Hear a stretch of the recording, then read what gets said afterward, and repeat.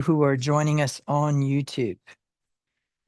So we are actually going to be continuing our cycles series, which obviously so far you've been probably wondering why I'm naming it cycles. But you can see there's a kind of a repetitiveness to what we've discovered so far and what we've plausibly discovered. Remember, what I began with was a discussion about signs, seasons, days, and years. And of course, in the Hebrew, that's the otiot, the moedim, the yomim, and the shanim. So I think one of the things that's important is to understand that every one of those has something to do with a repetitive state. A returning to the thing that was before, yet different. Now, I think one of the things that is really, really important here is, and of course, last week well, let me touch on this real quick. Last week, one of the things that we discussed was that we had a plausible theory that we had kind of proven with the prophets, specifically Isaiah 45:7, that there was a sequential, cyclical process to the intensification of all power in the universe, and consequently, if he was continuing to create, then the Shabbat was continuing to be blessed, sanctified, and he would rest. Now, we don't really need to get into the Hebrew interpretation of rest and what Yahweh would have actually been doing. And since it does say Yahweh, I'm going to use Yahweh. We know it's the intensification of all power in the universe communicated into a perceivable God. Remember, Yahweh is the first principle of a perceivable God and is specifically the manifestation of chesed. And what I mean by that is that his first emanation that is perceivable, that has enough limitation for us to see, is actually mercy. Anything above that is his thoughts are not our thoughts. He is high above us, etc., etc. Now, there are a number of things that are important, but what we need to touch upon today is very imperative to our process. So whether you're in anthropology, archaeology, or otherwise, one of the things that we can see naturally present in the civilizations of the history of men is that there is some sort of spiritual overtone in every civilization and culture, albeit it becomes more and more logical and more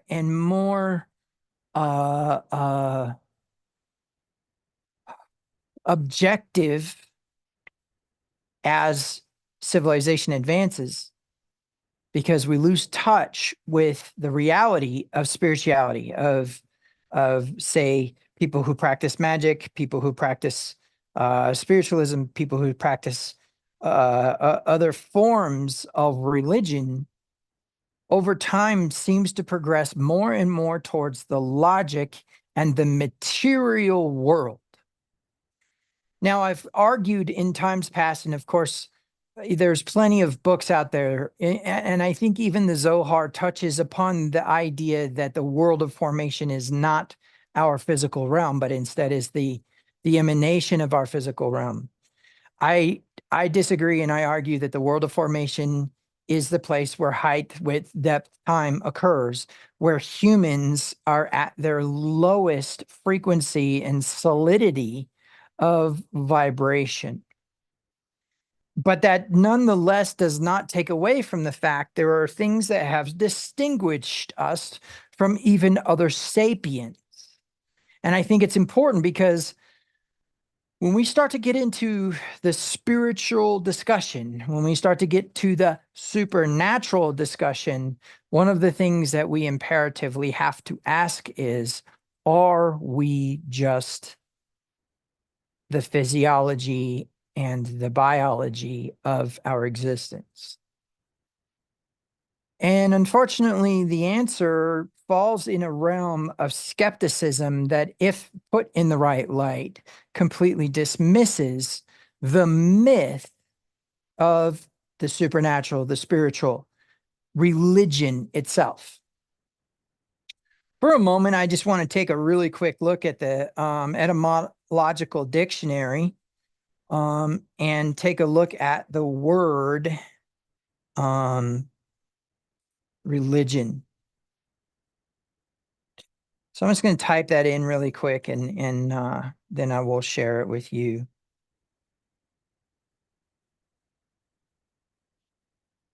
Okay, so pulling that up, we've got the so first of all, we need to know it's circa 11th century, right? I'm sorry, 13th century. Why is that important? Because that means that before that time period, this wasn't really a defined word. However, we do have some older words that kind of accompany the thought process, but let's just take a look at it. So it's religion, right? A religion, the state of life bound by monastic vows. Oh my, that gets us into a whole different realm of information, doesn't it? When we start getting into the aesthetic and the monastic and reductionists and those who would withdraw themselves from the material world and withdraw themselves from the creature comforts of this present reality. Interesting. Okay, let's keep going. Also, action or conduct indicating a belief in a divine power and a reverence for and desire to please it. Okay. So you see right off the bat, this word religion has a lot to do with the Catholic Church at the time when things were beginning to change in the Catholic Church. There was something changing in the Catholic Church as far as certain behaviors and certain belief systems, and also some other things that we don't necessarily need to go into today. Old French is religion, right? And then we have piety or devotion, religious community. Okay, that's interesting. And directly from Latin religionem, right, which is in the nominative state religio, respect for what is sacred, reverence for the gods, consciousness, sense of right, moral obligation, fear of the gods, divine service, religious observance, a religion, a faith, a mode of worship, a cult, a sanctity, holiness, in Latin, in late Latin monastic life. The noun of action was derived from Ciro, from religiere, to go through again. Okay, to go through again. You guys see that at the core of this word, religiarity or religiere, is the word or again, and then read, as in see in the word lecture, legere. Legere is the idea of reading. Comes from logos, comes from the Greek logos, right? But the premise is that there would be a reading. However, popular etymology among the later ancients and the interpretation of modern writers connect with religare, to bind fast, via a notion of a place, an obligation, etc., or bond between humans and gods. In that case, the RE would be intensive. Another possible origin is religines, which is careful, the opposite of negligens, In English, the meaning particular system of faith of worship, a divine of divine beings, of divine being or beings, and is again circa 14th century. The sense of recognition of an allegiance in a manner of life perceived as justly due to a higher unseen power. And so we need to challenge our thinking here, don't we? Because religion is at the core of this process, but we see it go all the way back to even I think it was that dude that they found frozen with the mammoth or something like that, somewhere in that category. I honestly I'm talking sideways here, but the premise is that they found these things in there, little trinkets that they perceived to be something that was sacred to him because of how they were kept and cared for. They were not worth anything to us, but for some reason he had preserved them and kept them safe. The earliest known instrument concerning sacred things has been the bone flute. And then, of course, after that, we start to get into stringed instruments where we start attaching, probably somebody was making a bow or whatever they were doing and heard that tone that was produced when the bow was taut and thought, well, what if I attach another piece of sinew to this? And then they got two different tones, and thus all of a sudden we had a harp or whatever. But the earliest known instrument is something similar to the harp or the lyre. So then when we're getting into this idea of the ceremonial, we find in these ancient ruins, in these ancient peoples, instruments as part of the religious process. So if something was sacred, it contained music. Okay. Now, there's a couple ways that we could go about this. We could go with the idea, because by the time we get to Pythagoras, we have him discovering the harmonies, right? Discovering the major third and the major fifth and the dominant seventh, et cetera, right? We find harmonious sounds being produced and then connected together into what we would call chords, et cetera, et cetera. So we find that in these ancient times, religion was directly connected with the tones being produced, the rhythms being produced, et cetera, et cetera. Now, we don't have written down music from them. We have some poetry that has meter and has rhyming or some sort of way of connecting the lines together in such a way, and then a repeating of certain lines to indicate that it might have been a song. We see that a lot in the Psalms. We see that in other things. But if we look further back into old archaeological digs, we're going to find instruments, and we're going to find treatment of certain objects as being sacred. So let's say that we dismiss with the Torah for a moment. Let's remove Torah from the information and pretend like it is not part of the filter by which we are supposed to go about those things. We will find something interesting. We will find with the Aztecs, who are pretty much our foundational information for human sacrifice, to have rhythm conducted throughout their religious ceremony. Their philosophy seems to be in the realm that what you want to become, you consume.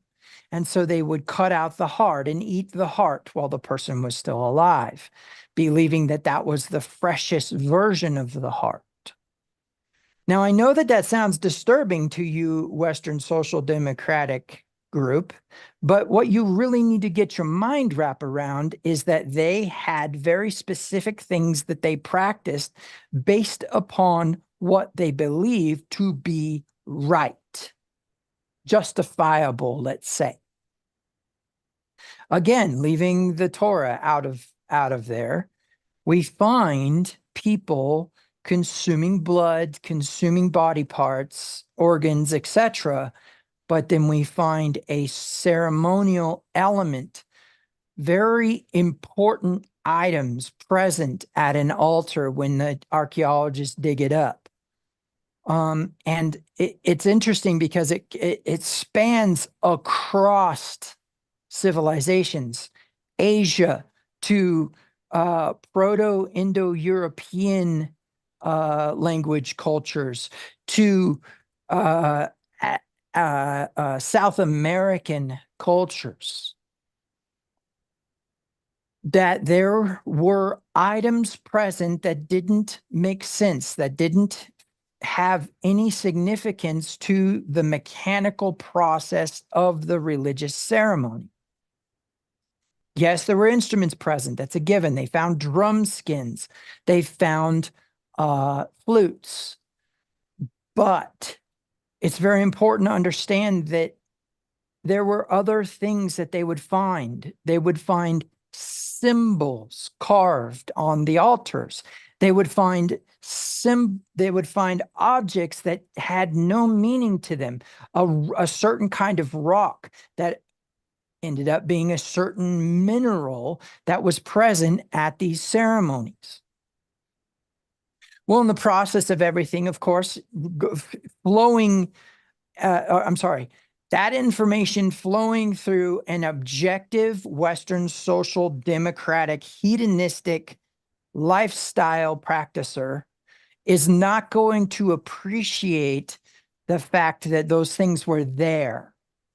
They're going to go, oh, well, they were in error by doing the human sacrifice, because from what we have discovered, and this is important, what science has shown is that consuming a heart does not change the makeup of the human being.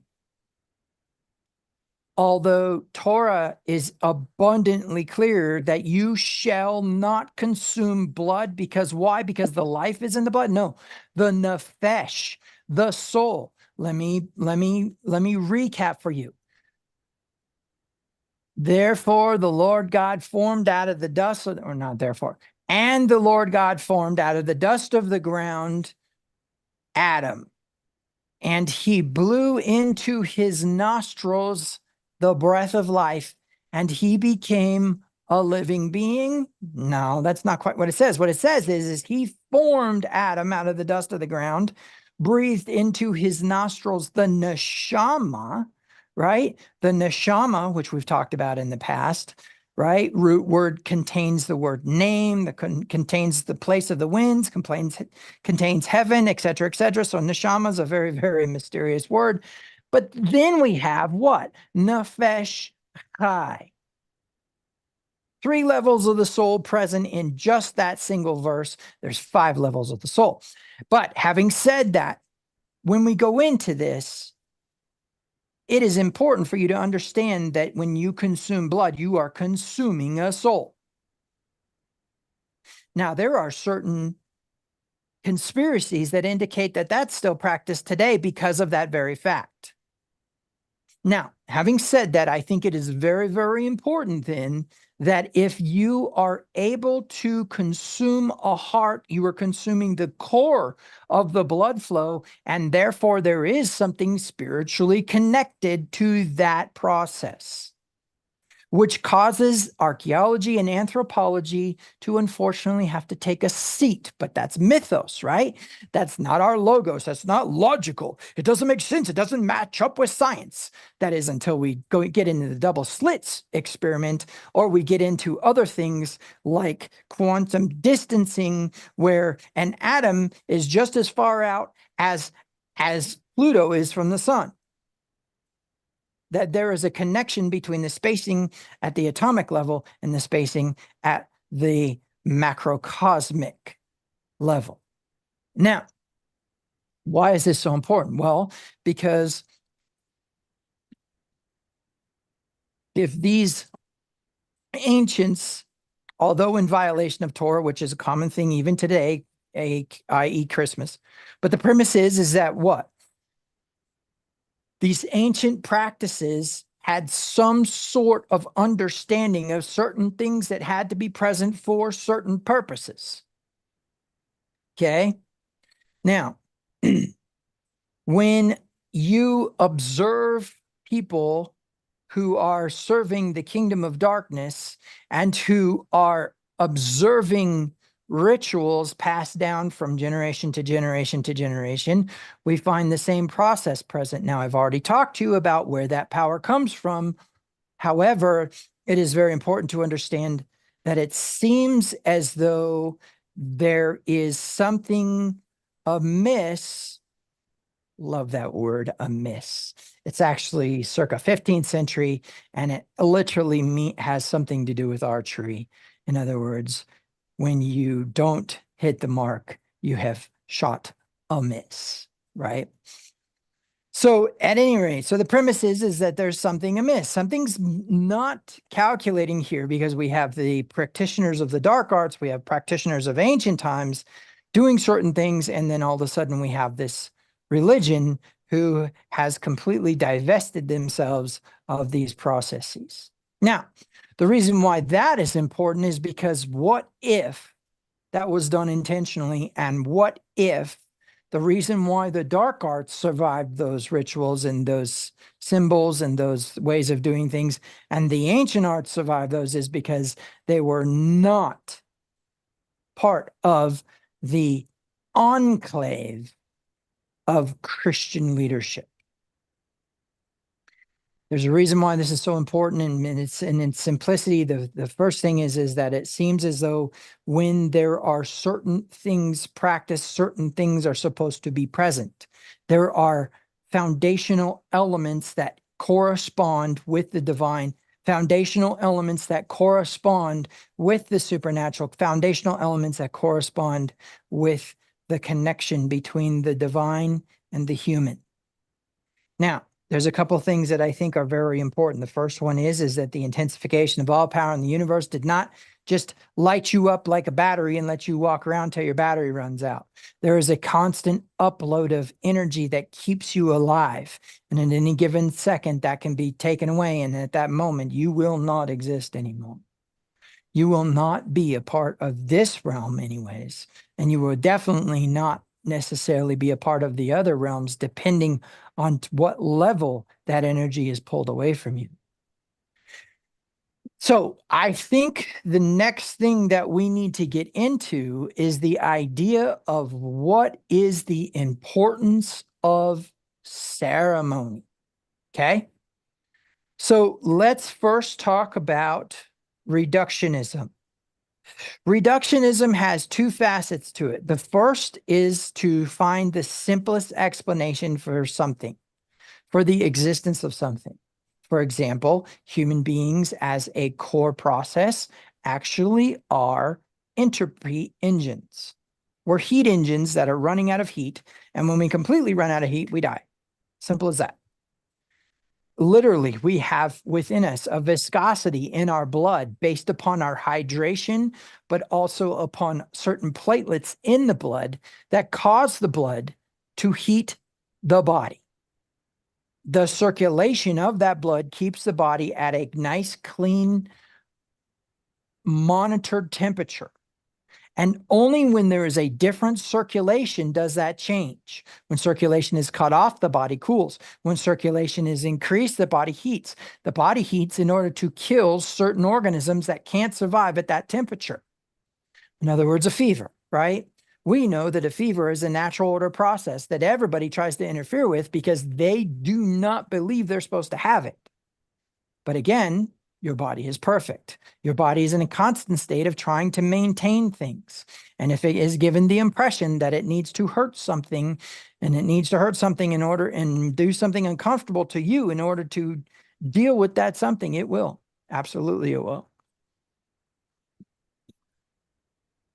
So why is that so important? Well, first of all, I think one of the things that we need to do is we need to look at the Sabbath, since we have already plausibly proven that the intensification of all power in the universe rests still to this day because of Isaiah 45:7, that puts creating, forming, making, and eventually we're going to find emanating as a process that occurs in a cyclical manner, but also is in the ing form, in the participle form, in the form of I am doing it right now. I have been doing it and I will be doing it, and there's no interruption.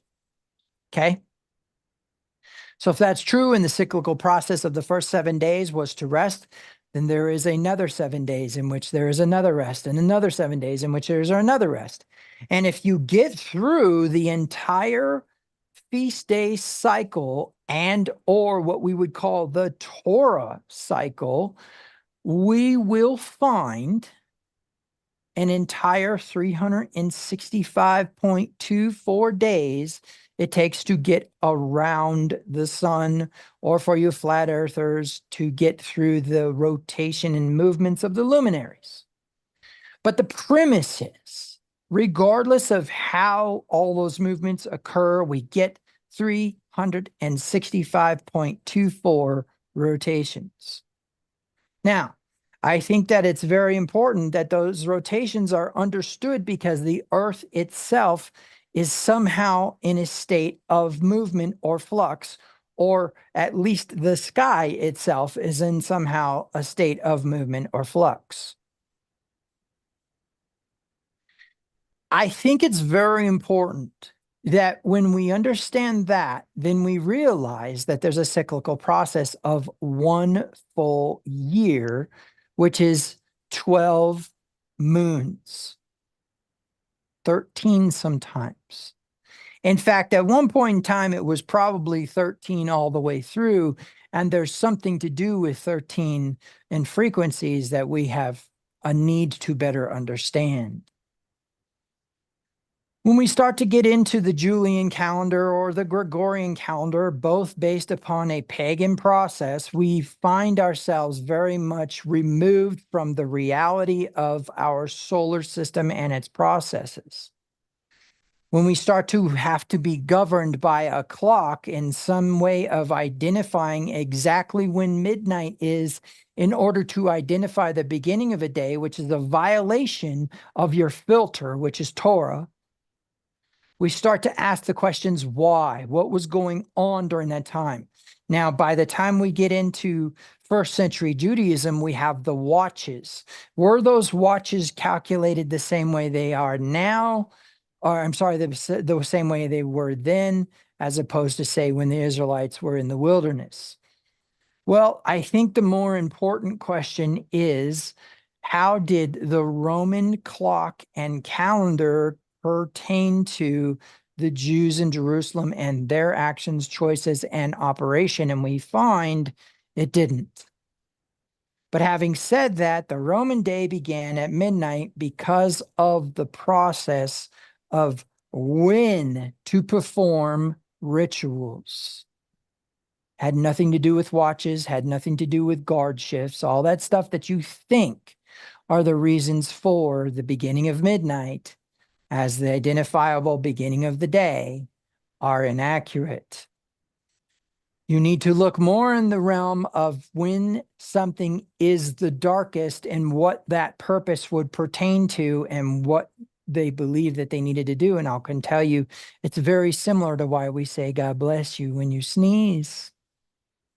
But the premise is that what we really need to focus on is the fact that all these other things around us have something going on to indicate that in the natural realm and on the natural order processes, there are things that are supposed to be present for very specific reasons when it comes to religious ceremonial processes.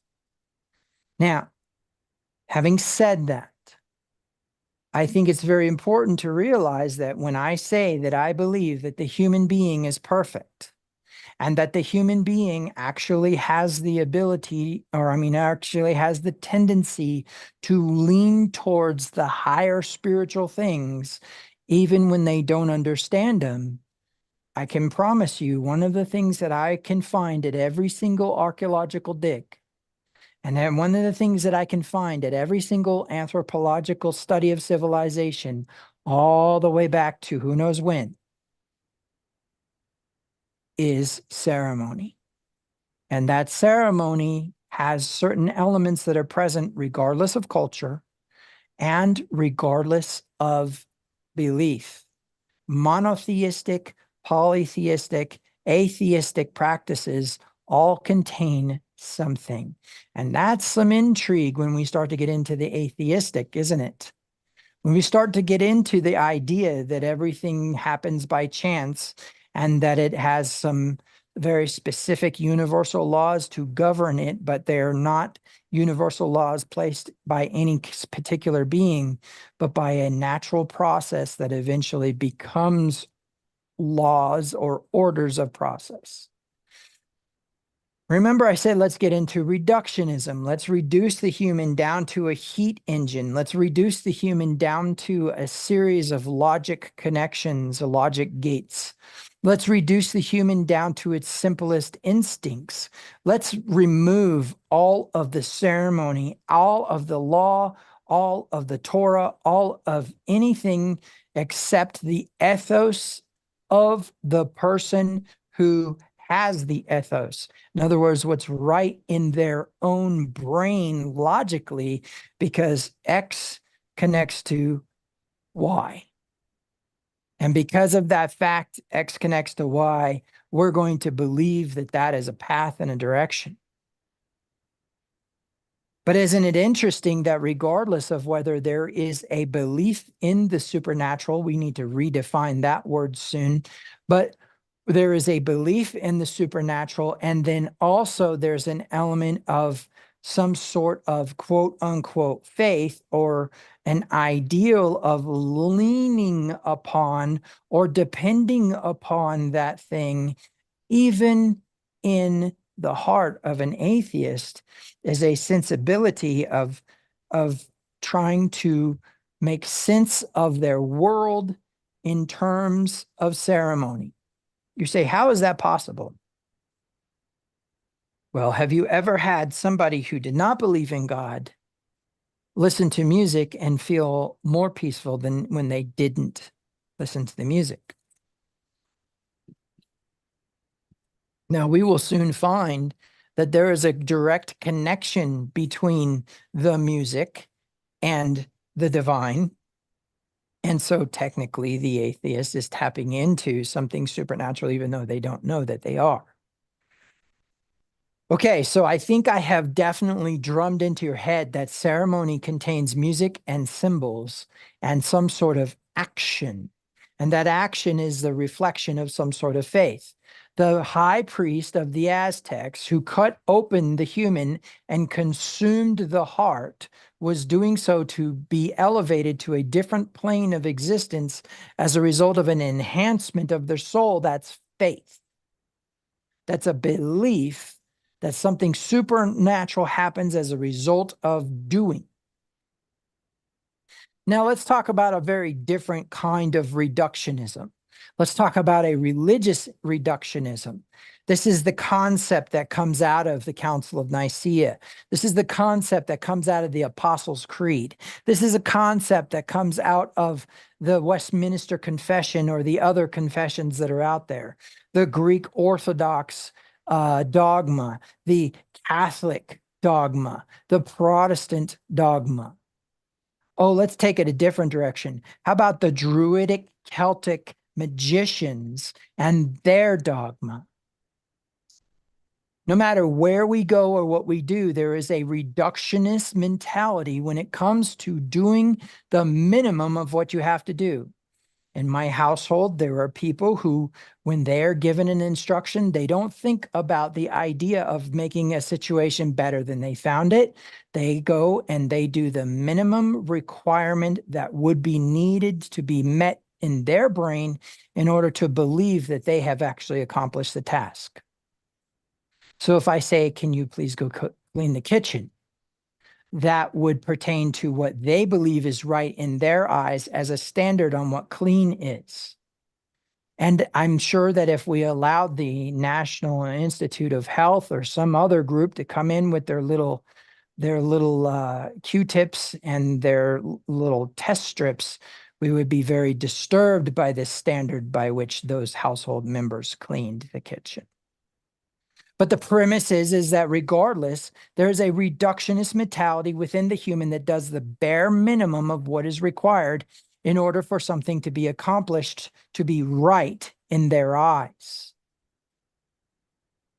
For example, there are those who believe that it is sufficient that you have the essentials met, as it were, right? We have basically a Nicene Creed where you need to believe in the Trinity, you need to believe in the death, burial, and resurrection of Jesus Christ, to believe in the devil and hell, and you need to believe in a number of other things. And as long as you do those things, then you have met the bare minimum essentials of Christianity. Well, that's no exception when we come to our brothers and sisters in Orthodox Judaism, or at least in Judaism that does not believe in a Jewish Messiah. They have minimally come up with what is minimally required for every single last commandment. In fact, they actually compiled 613 commandments that they considered to be the essentials, and then the instruction on how to carry those out on the bare minimum. How high does a parapet wall need to be before somebody can't fall off of it? All it said in Torah was to build a parapet wall. It doesn't say how high. So we come up with a minimum on how high, right? How much do you need to do this action, or what is the action that needs to occur here? Well, when it comes to the feast days, there's no exception there either. A minimum of what is required to accomplish this, for example, Sukkot, has been reduced down to a roofless tent. That the tradition behind there not being a roof on there is just a whole nother level. But a roofless tent that's got to be a minimum of 4 feet by 4 feet, maybe it's 3 feet by 3 feet, or maybe it's 3'6", something like that. Anyways, and a minimum of prayers that need to be said in there, as opposed to an actual movable nomadic tent that you go and you dwell in for those 9 days. We'll go 10, right? You got prep, you show up, you get everything set up, boom, the sun sets, time to start, and then 8 days, and then the 9th day to tear back down. So we're looking at 10 days. So the premise is go dwell in that thing for 10 days and experience whatever it is you experience in there, as opposed to going into this little 4 foot by 4 foot roofless tent and reciting prayers, and that being the bare minimum that's required. One of the places where you could see that practice the most and is in urban areas where it is impossible to construct a temporary structure because there's no yard. You might be able to go on the roof, right? So the premise is that we find humans in general, no matter what the culture, no matter what the civilization, no matter how far back we go, finding a bare minimum that would be required in order to satisfy a specific expectation. Well, that's interesting, because then we find that at the core of an actual ceremonial practice would be an expectation. Well, when we start to get into things, for example, like faith, which is basically a belief in something that does not necessarily jive with the logical processes of truth, right? So the premise is that if you believe in something that doesn't exist, then you are neurotic. That's what Freud believed, and he was a Jew. And here's the intrigue: is the non-Jew, or the who was relatively potentially anti-Semitic person, Carl Jung, who was kind of the opponent of Freud, said, no, religion is actually the healthiness of a human being. Non-religion is the neurosis, whereas Freud said opposite. Religion is neurosis, and non-religion is actually not neurosis. In other words, you're crazy if you believe in something that doesn't exist. Why am I saying this? Because I am finding that if we look back into the cultures of time, that there is something present at every single culture, and that is ceremony. And that ceremony has specific elements to it that are fundamental to the process in the first place. So take, for example, some of the peculiar practices of Torah. And again, I go back to our religious reductionism, not our biological reductionism, but our religious reductionism that says we will do the bare minimum that we are commanded to do, or we will believe in the bare minimum that we believe to be the essential fundamental processes. Okay, so having said that, then getting back to our religious reductionism, we look at bare minimum things. For example, what is to be present at Passover? Well, it says that if you do not acknowledge the lamb, not beef, not chicken, right? Not a chicken neck for you Orthodox brothers who are in error, but instead lamb. And specifically the meat, not the shank bone, but the meat, right?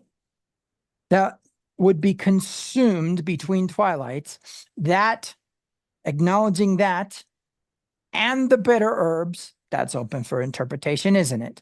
And the unleavened bread, not open for interpretation, is it? Those three things are the reductionism of Passover. Does that mean that's all we do? No. That is where we are losing touch with that reality. Because remember, the sun, moon, and stars are because of Moedim. In fact, Otiot is the highest and most important priority. But remember, the first will be last. And so technically, even though that Otiot is mentioned first, the most important thing is mentioned last, and that's the Shanim, or the years. And that's when we get into Shemitah and we get into Jubilees. And I can tell you those are imperative to social justice, which is at the core of anthropology, right? The core of anthropology is a study of civilizations and an identification on where there was social injustices or justices. And not only that, but then a connection or a comparison to modern times. Oh, they had slaves. Oh, they did this. Oh, they did that. We don't do this. We don't do that. We don't do this.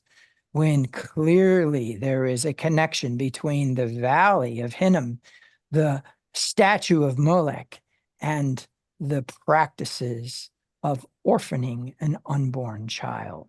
Now, having said all that, I think it's very important that in this whole process, you understand that what really needs to be focused on and understood is more along the lines of the symbols, the music, and the words that are involved in the process of a ceremony.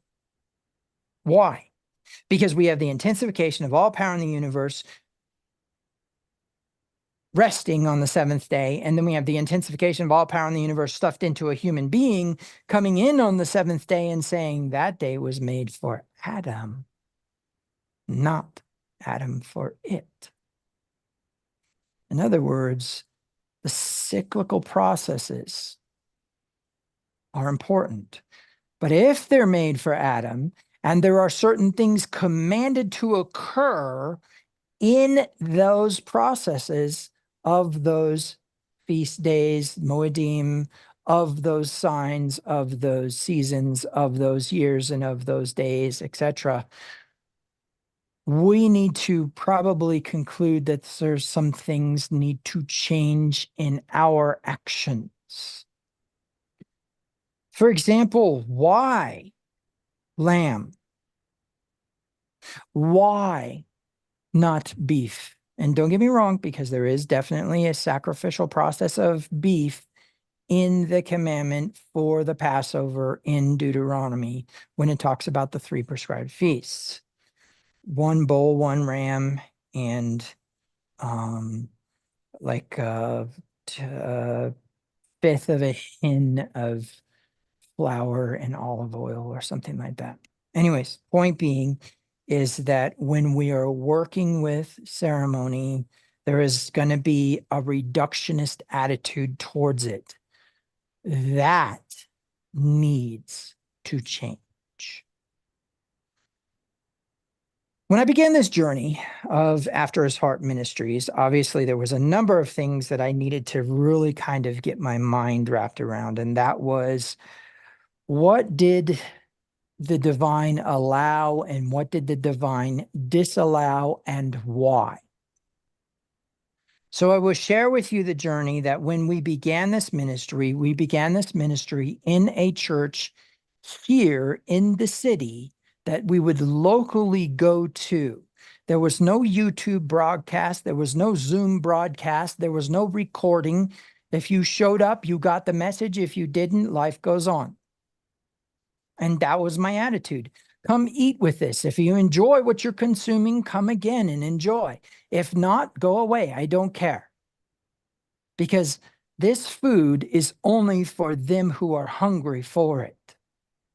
That was my philosophy. But as a relatively skilled musician, I also spent about 30 minutes of time trying to invoke within those eager to eat human beings a sense of ceremony. And through that process, I played the grand piano and sang into a microphone and put the words up on the screen for people to see and be able to sing along with me. So, in my mind, those were the things that were done. Those were the things that we would do, and those were the things that would be. And then out of the middle of nowhere, specifically as a result of anti-Semitism, we were removed from that venue. The statement that was made was, I need that sanctuary in my church on Saturdays for prayer. And so I need you to leave. Now, those aren't the anti-Semitic statements, but the principle is, and we're not going to try to expose somebody's nakedness. I'm sure Yahweh will do it for us. But the premise is that all of a sudden we have no venue. All of a sudden we have no grand piano. And so for the first, I'm going to say 3 months, we went through all kinds of changes trying to figure out how to make music work on Zoom. I had my keyboard in here. I had speakers back there. I had microphones to pick up the speakers, and Zoom would cut the frequencies because it thought it was feedback. So you'd get half of what I sang. Well, then we tried YouTube and tried to bring YouTube in as a share, and there be music, and that bring music into it. There was none. And so after a while, I just accepted the fact that there was something battling me or preventing me from accomplishing the idea of bringing music into my Shabbat service. Part of service, anywhere you go, has prayer, has music, has sitting in a pew and listening to some rabbi's rhetoric, or worse yet, some pastor's rhetoric. But the premise is that that's the process. So why was it interrupted? Why was it changed? Why couldn't I get music in my services? Well, there's an intrigue to the process that still has never solved itself. And yet here I am about to tell you that it is absolutely necessary. And I'm going to meditate, and I'm going to muse upon the concept of why it is being prevented from my services. Just kidding. I'm not going to do that right now. But the concept or the idea is that we definitely need to ask those kinds of questions. Well, there's been some answers come my way in that realm. I can tell you what they originally were. They're always going to be in the form of condemnation. Why? Because Christianity is a condemning religion. If you don't believe in it, you're going to hell. That's condemning. And Christianity is a religion where if you screw up, you're in big trouble. That's condemning. Forget the normal human processes of guilt and shame and anxiety and fear. And now let's factor in a God who gets mad because you do this thing at this time. Oh, you have much to learn about the wrath of God. You have much to learn. However, I have learned of recent something very important that I have to communicate to you. These elements that are present in these anthropological analyses of these archaeological digs from reductionists and biologists and atheists concludes that there's a time when humans held objects as sacred. Sacred. And so all of a sudden, out of the middle of nowhere, some very important object, like for example, this electrical tape here that I used to repair my, okay, that's not sacred. But the principle is that basically you would come up with an object and that would somehow affect your ceremony.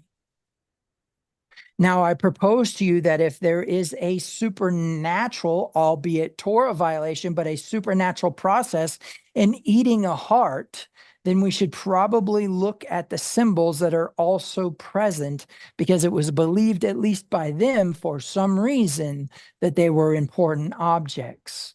Stones, specific minerals. What fearfully the Christians would hear, crystals. And then in addition to that, there seems to also have been some sort of rhythm present. Why? Because there was a drum present. There's a drum skin laying next to this altar that's, been buried under years of erosion.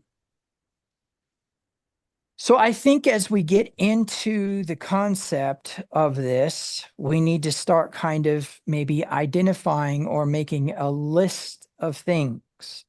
So let's do this. Let's take a quick look at Leviticus chapter 23, because I think that's a really good place to begin to identify what we would call elements. So moving to Leviticus chapter 23, we'll go ahead and leave it in the NASB for now. And it says, Yahweh spoke again to Moses, saying, speak to the sons of Israel and say to them, Yahweh's appointed times, the Lord's appointed times, so Yahweh's appointed times, which you shall proclaim as holy convocations, lovely word. My appointed times are these. And the first one is the mention of the Sabbath, which is really nothing really actually going on as far as symbols go, but there is definitely a commandment to do a very specific action. Then all of a sudden we get into the Passover, and now we have the unleavened bread, we have the lamb, we have the bitter herbs, right, et cetera, getting into the counting of the Omer. All of a sudden we have symbolism. I'll get into that in a minute. But in that process, we also have something very interesting going on. You are actually supposed to have loaves made with leaven, right? And there's a distinguishing between the two. But why is there a difference? Guys, why is there a difference between Passover being unleavened and Shavuot being leavened? There is a symbol present there. There is an allegory present there. There is a metaphor present there, which we hear Paul and Yeshua communicate. And then if we get back into it and we start going down into the fall feasts, right? In the first of the 7th month, you shall have a reminder by the blowing of trumpets. A reminder of what? Remind me of what? When was there a blowing of trumpets? Wait a minute, there was a blowing of trumpets, and a very important blowing of trumpets that inaugurated the beginning of the promise being activated that was given to Abraham, which was the promised land, which consequently, for some reason, has been redefined as colonization. Anyways, when we get into the function of the promise that was given to Abraham about the land that Abraham consequently became the owner of through the defeat of Chedorlaomer. So when we get into this, we definitely need to identify promises not only that occurred and were fulfilled during Abraham's time. Oh, there's that word fulfilled. Let's not use that word. Accomplished. There was something accomplished in the promise that I will give all this land to you. He actually had ownership of all of Canaan because of his defeat of Chedorlaomer. Now, moving away from that into the future, it was promised to Abraham's children, to Isaac. Well, consequently, we may or may not see that occurring with Isaac. We may or may not see that occurring with Jacob, but we do see that occurring with the Israelites as they go back into Canaan and they take Jericho.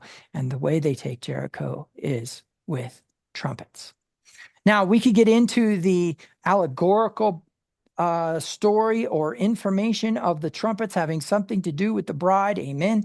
We can get into the trumpets in Revelation. We can get into the trumpets in the Zohar. We can get into all kinds of trumpets, but that's a trumpet, a specific object, very specific object used in an action of ceremony. Okay. Then moving into the Day of Atonement, which has all kinds of funky stuff attached to it, which we can definitely read in some of the other books in Deuteronomy, also somewhat in Talmud, etc., the ethics of the fathers, etc. But in general, when we are looking through our concept of Yom Kippur, it has symbols, it has things that occur, the going into the Holy of Holies and throwing blood on the quote unquote mercy seat or kipporet, lid of the Ark of the Covenant, and the significance of that throwing of the blood not being about the blood having any power over the object, but instead the allegorical or metaphorical. Moving down into the Feast of Tabernacles or Sukkot, all of a sudden we are told to dwell in booths. That's an object. That's an object of action. All of this has to do with an object of action. So real quick, we just need to touch on one single sentimental element that is present within Christianity that is completely distorted, and the sentimental element that is present within Judaism that is completely distorted, and that is the dysfunction of the sacrifice. That is the misunderstanding of the purpose behind the sacrifice. Judaism and a majority of Christianity lean in the direction of atonement having something to do with the satiation of a wrathful, insatiable, bloodlusting God. And you couldn't be any more further off in your understanding of the intensification of all power in the universe. But then in that same breath, we need to identify that there's a reason why it's a lamb. There's a reason why it's a bull. There's a reason why it's a goat, right? There's a reason why it is a ruminating animal with cloven hoofs. Nobody understands the cloven hoofs. And if you would study it out and understand it, you would so much more understand the supernatural. But the premise is that instead what we do is we're going to do the bare minimum. We're going to slit the lamb's throat. We're going to throw the blood on the side of the altar and then move on to the next lamb. That's what Christianity does with their brain, and they don't realize that you consume your sacrifice. You eat it, and the priest gets the best cut. And it's barbecued right there in front of you, prepared for you to eat. And the things that could damage your body and the things that are dangerous to your body are what? Burned, completely consumed on the altar. And the things that can cause disease and that can cause communicable diseases within a community that is so closely knit as the Israelites were, was burned outside the camp. And so the intrigue falls into the area of how clean and consumable and safe the meat was. I talked to a butcher once. I was trying to understand at that time, I was a full-blown fundamentalist Christian, and I was trying to understand what would be the reason why I would be, if I was a Jew, which I didn't know that I was, but if I was a Jew, that I would not consume pork. And I talked to this butcher about it and what he did. And this was a Christmas and Easter Christian, okay? And what he did was he showed me and explained to me why the meat has to be kept separate and why you have to use separate cutting boards and why you have to completely boil the implements that are cutting the meats because of the contamination of pork. This is a fundamentalist Pentecostal Christian who is a butcher telling me that if you don't keep the pork separate from the beef gets parasites every time. And that's the only contaminant within the blood is the parasites. And the irony to the fact that now, as I have become a Shomer Torah and have become a rabbi of rabbis and have begun to learn how to teach the unteachable, the truth, I'm appalled at the fact that there is even pork in my butcher's market. But it wasn't in the tabernacle, was it? No, it was not. And so you were getting the purest, most nutritional cut of meat you could possibly get in a sacrifice. Ceremony you don't understand. Because one of the things that was discovered in the 1970s by Milton Erickson and people prior to him, and also by people after him, John Grinder and others, is a concept of neuro-linguistic programming. A premise that our actual words and our actual speech have nothing to do with our communication, but instead symbols. And then come to find out that the entire, as I studied, anatomy for martial arts and learned physiology from the need for nutrition in martial arts, the peaceful warrior, we find something amazing. And that is that the entire body that you now are currently dwelling in, only 5% of it is with your permission. What do I mean by that? I mean your autonomic nervous system, your reproductive system, your pulmonary system, your cardio system, your cardiac system. All of the systems are ran by a brain that doesn't ask you permission to do it and just does it. Even autonomic responses, Pavlov's dog. But the premise is that in that function, what we find is something amazing. The language that is spoken by the thing that runs those systems does not understand English. The language that is spoken by the thing that runs those systems is symbols.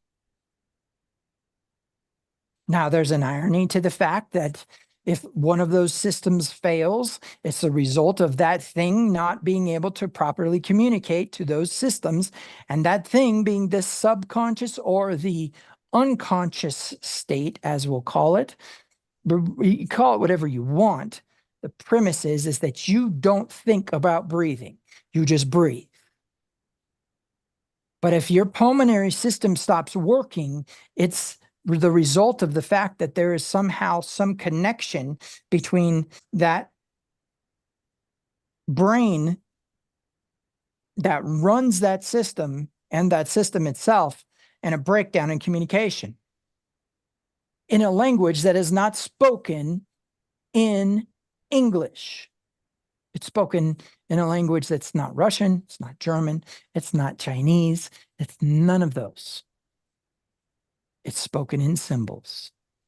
And the intrigue is that every single one of these ceremonial sites we find in archaeology that have been analyzed by anthropologists say that it's because they believed that there was some sort of allegorical value to that symbol. Now, we could get crazy, right? Here, we're gonna try to reintroduce this and see if we can make it sacred. Okay, so first of all, I'm gonna study it for a moment, okay? Because I'm an anthropologist, and it's been years since this thing was exhumed, and it's finally come across my desk. And so already I'm kind of noticing that it has this viscous material that's sticky. So perhaps maybe they believe that this connected them. This is what stuck them to the divine. Right? And then it's stretchy. So maybe that means that the human believed they needed to be flexible. Oh, wait, something just happened there. Okay, never mind. We're not going to use this. So you get my point, right? it's that simple. We could come and we could look at the bone that's been shaped into a diamond and say, well, there's some sort of significance to the 4 points of the compass. But what's important is that when it was in that person's hand, they were communicating in a language that has nothing to do with the language of their tongue. Their tongue did not communicate.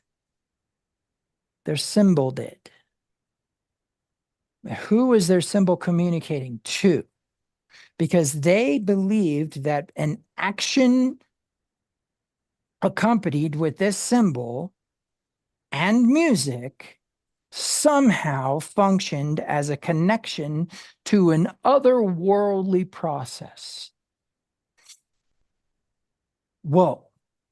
Because whether we go on Sunday morning to our fundamentalist First Baptist Church, where you have to be baptized into the congregation in order to be saved, and then once you're baptized and saved, then you have to pay a tithe, and if you don't pay the tithe, you're probably not saved.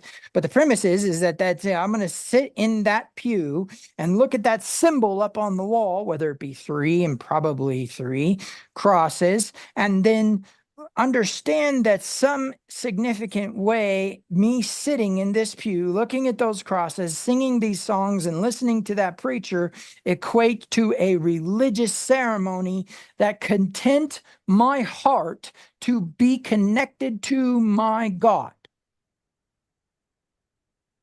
Or I can get blue tattoos all over my body, run around half naked, playing with bark and peeing on trees and drinking weird stuff and eating weird stuff and connect to my divine existence.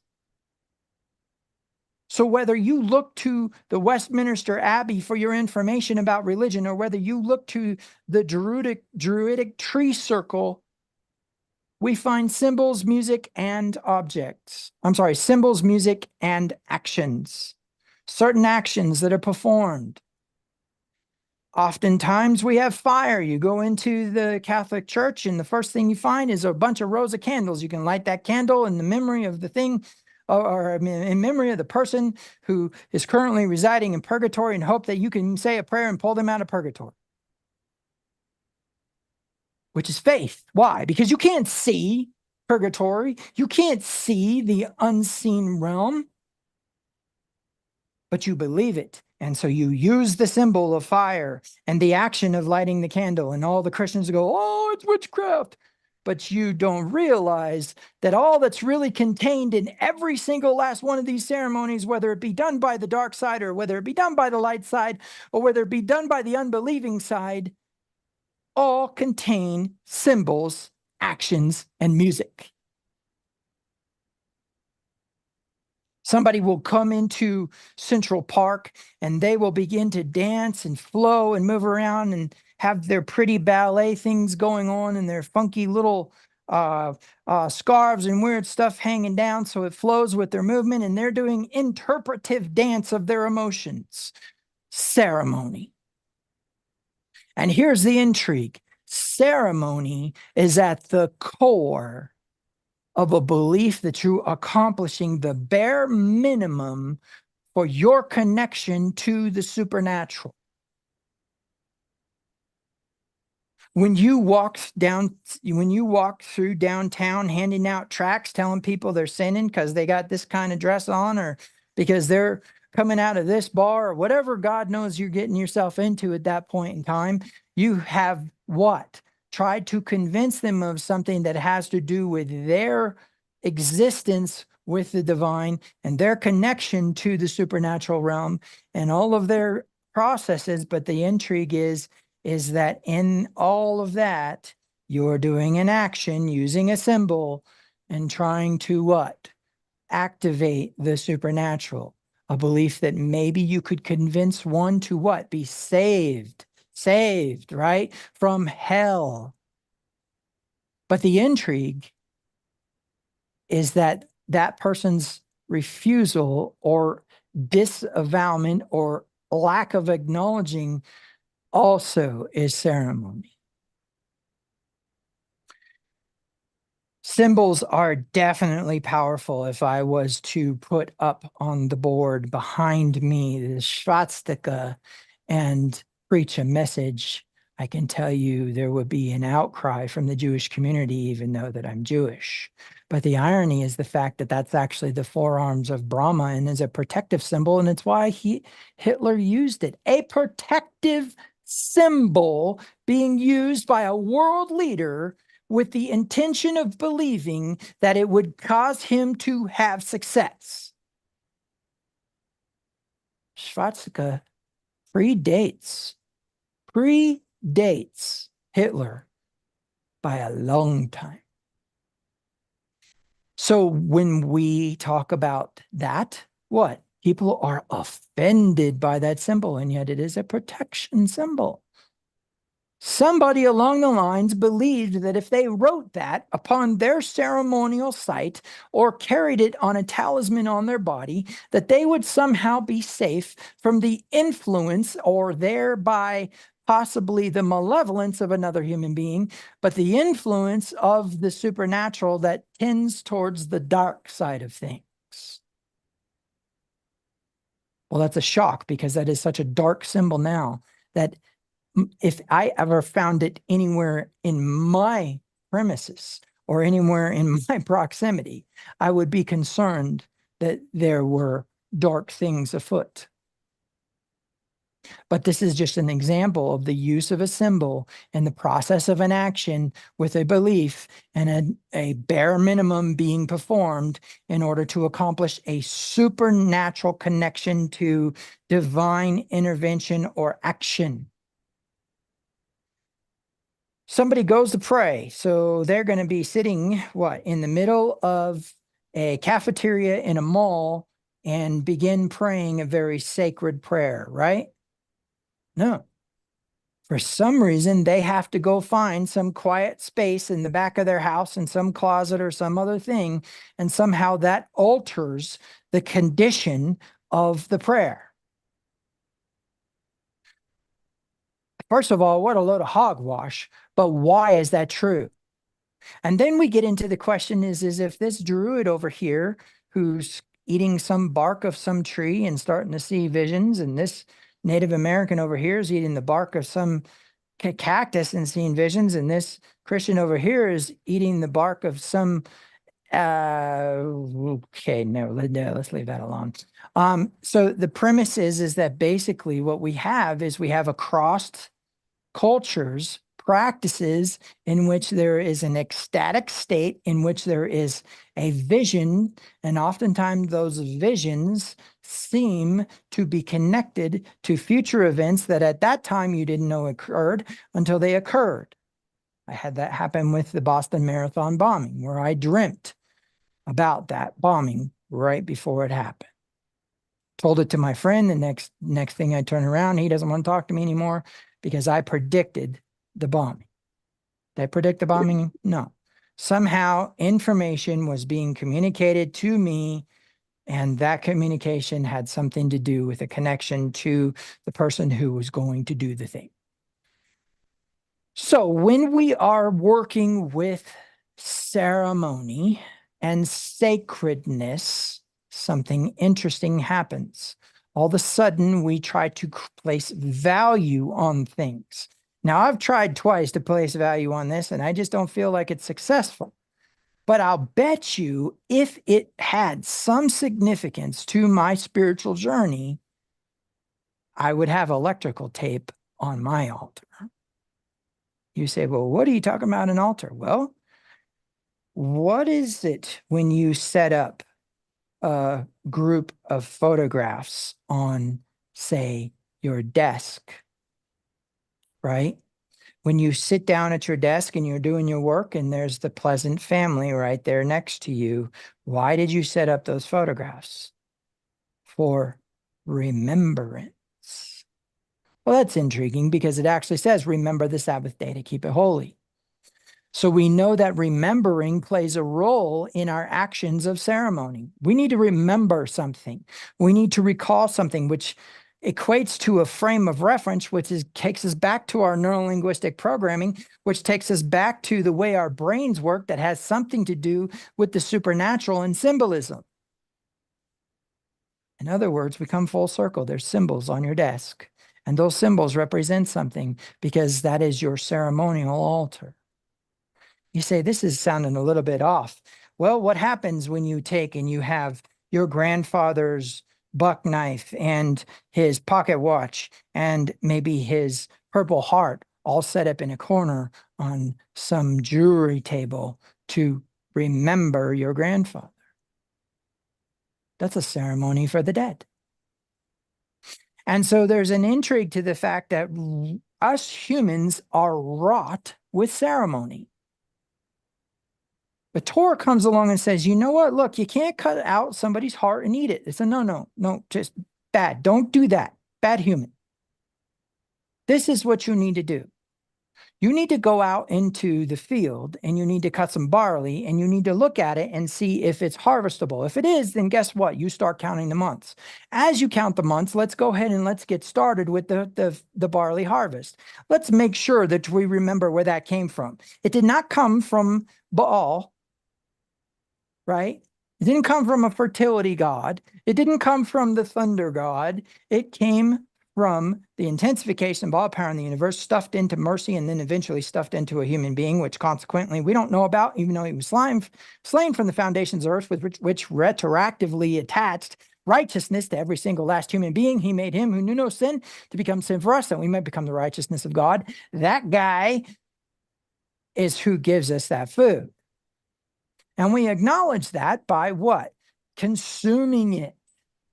Oh, there's the reception. There's the Kabbalah, right? There's the word Kabbalah, to receive. Kabbalah, she receives who? The bride, the corporate collective consciousness who does not believe that Baal is the one who brought this thing. Oh, but the intrigue of the fact that the false bride, Babylon, the Yahweh goes down. Was it Yahweh? Yes, it says Yahweh. And the Lord went down to the city. And when he looked at the city, he says, look, they're all echad. Whoa, that's kind of scary. We'll leave that one alone. They're all echad, and this is what they begin to do now. Nothing will be impossible for them. I promise you there were symbols there that you do not need to know about. And I promise you there were actions there that you do not need to know about. Why? Because he didn't like it. In fact, he says, don't worship me the way that the nations worship their gods, Christmas, and then try to say that it is yours. It's for you, Yahweh, but this is how you'll worship me. Come to Jerusalem. No, come to the place where I will put my name, right? Passover, Shavuot, tabernacles. Prescribed pilgrimages from wherever you're at, you come to this singular place.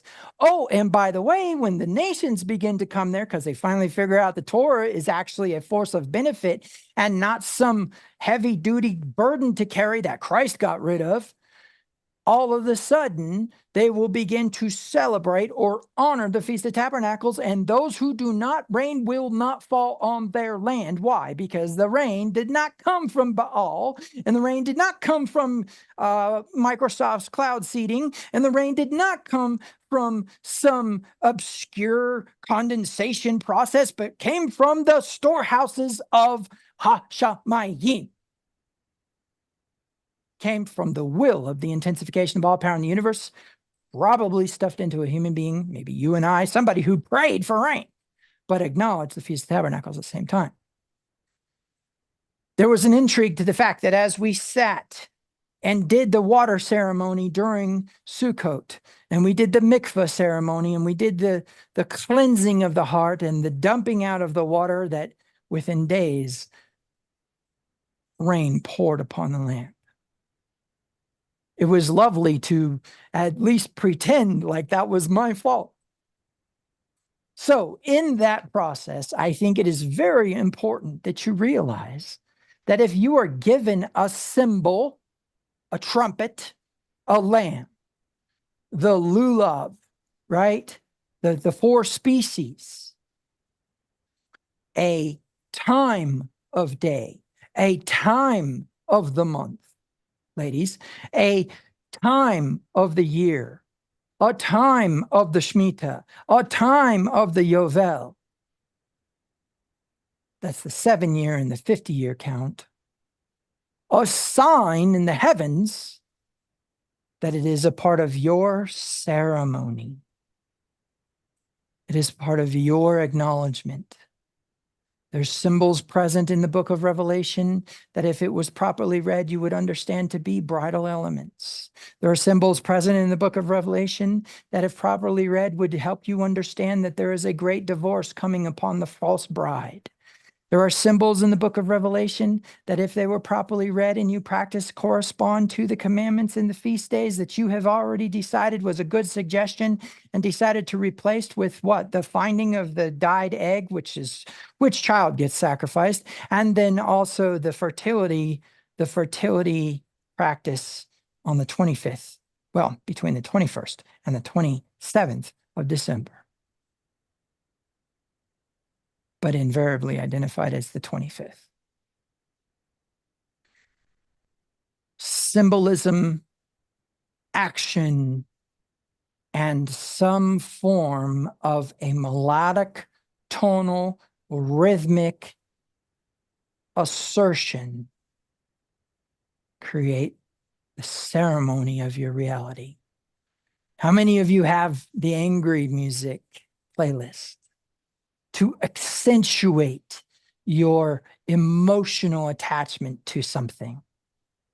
How many of you have your calming music to accentuate your desire to reconnect, not only with the divine, but with the earth? How many of you already begun to identify that there's a frequency in the earth and a frequency in you? And when you reconnect those two with music, something amazing happens to your body.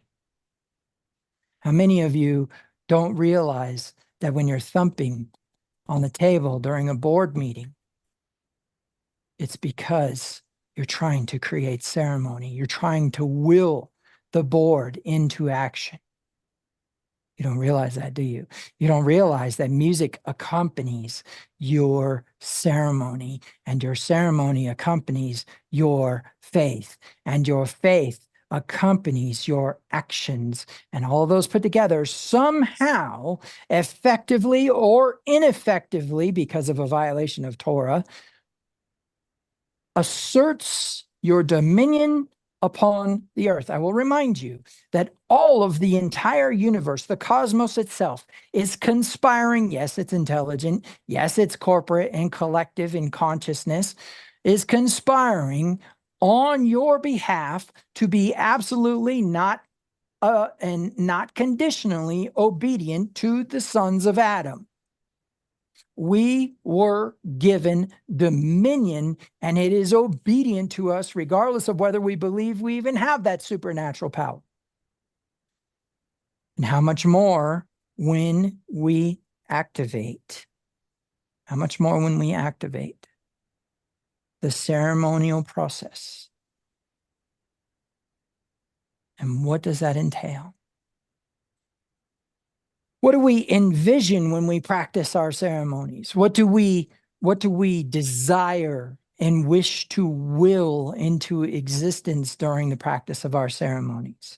And why were ceremonies commanded with specific symbols, and those symbols are ignored and blown off by the believer in the same God who commanded them in the first place? Well, we could call into question whether or not that believer is believing in the same God then, can't we? So when we start to get into the practice of symbolism, we need to ask two very important questions. The first one is it effective? Actually, there's three we need to ask. Two, so the first one is it effective? Is the ceremony truly actually effective to the thing that you need to accomplish? Okay, we'll get there. Second, is it a violation of Torah? Does it violate some commandment? And if so, then it is ineffective. It is not a force of benefit in your life and should not be practiced. And we need to definitely define that, because what has been defined as witchcraft, what has been defined as being eschewed by Christians, what has been sent away and not allowed to exist within the reality doesn't necessarily mean that it is the Torah's definition of witchcraft. Meaning some things that Christianity refuses to practice were practiced by the disciples, were practiced by the first century Christians, were practiced by Yeshua. Were practiced by Yeshua. And so now when we get into this concept, we need to understand, does it violate Torah? So what was our first one? Our first one was, is it effective? Okay, so I want to focus more on the second one for a minute. The concept of a violation of Torah versus an honoring of Torah has to do with the force of benefit that you find within Deuteronomy 28. So if you want your ceremony to be effective, you will not violate Torah while you're performing your ceremonial processes. So when we are focusing on these three things, I think it's very important that you remember that if it violates Torah, it's ineffective. I'm sorry, maybe I should repeat that again. If your ceremony violates Torah, it's ineffective.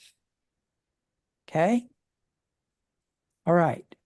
Now moving on to number three. Number three, we have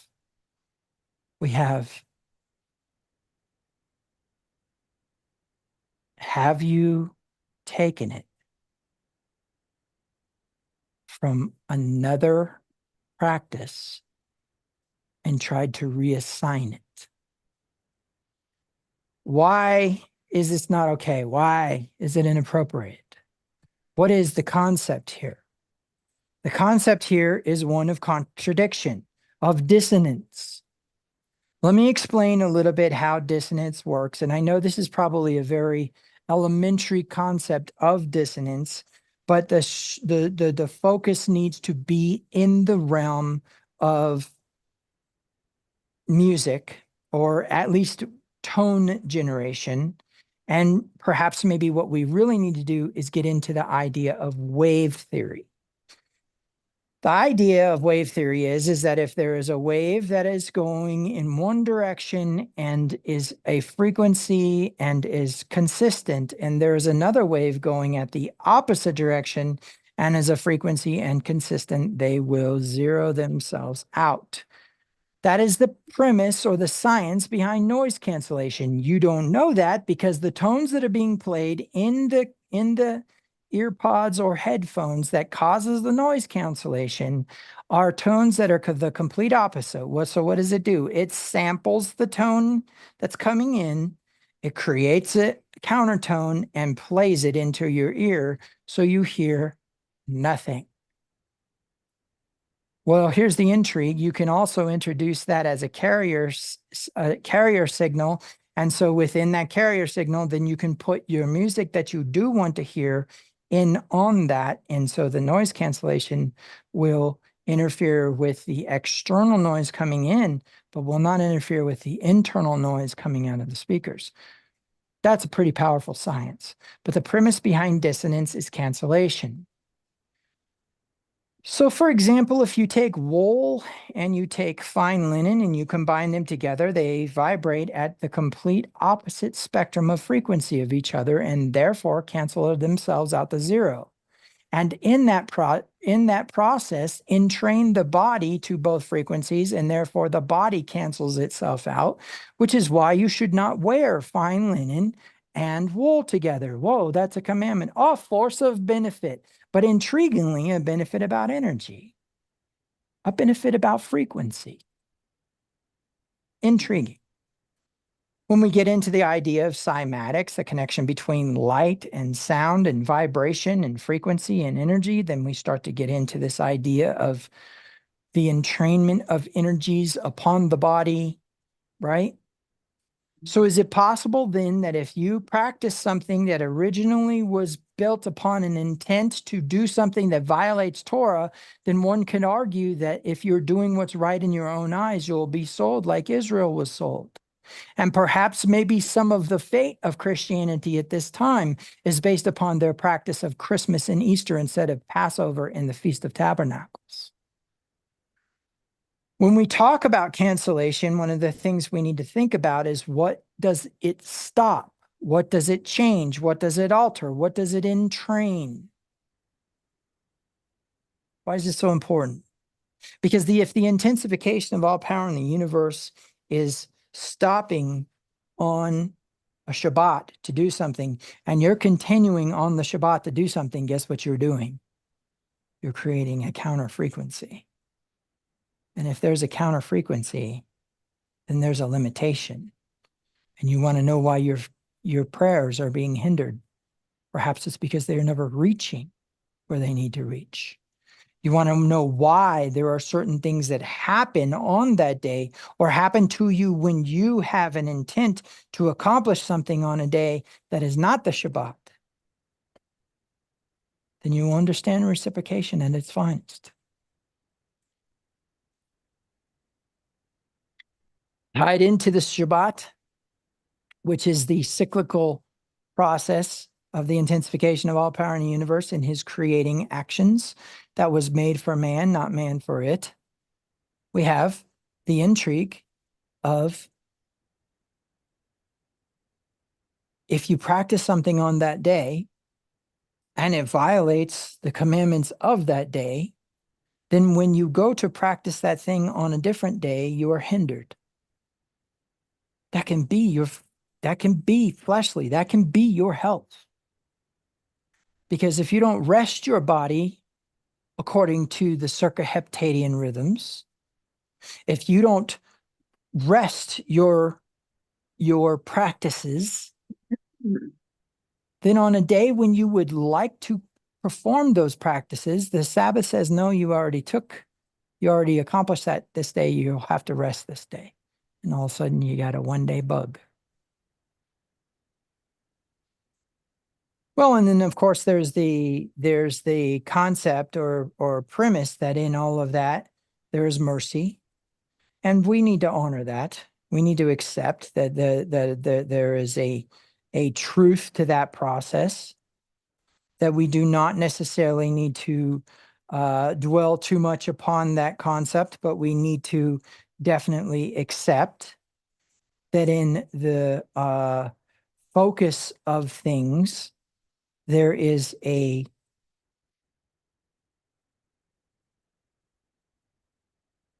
ceremony of object, allegory, mythos, right?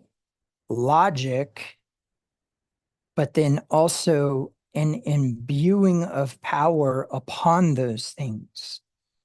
A concept and or belief that when we are focusing on a specific thing as a symbol and we have emotion attached to it, we actually end up with a symbol that has energy attached to it.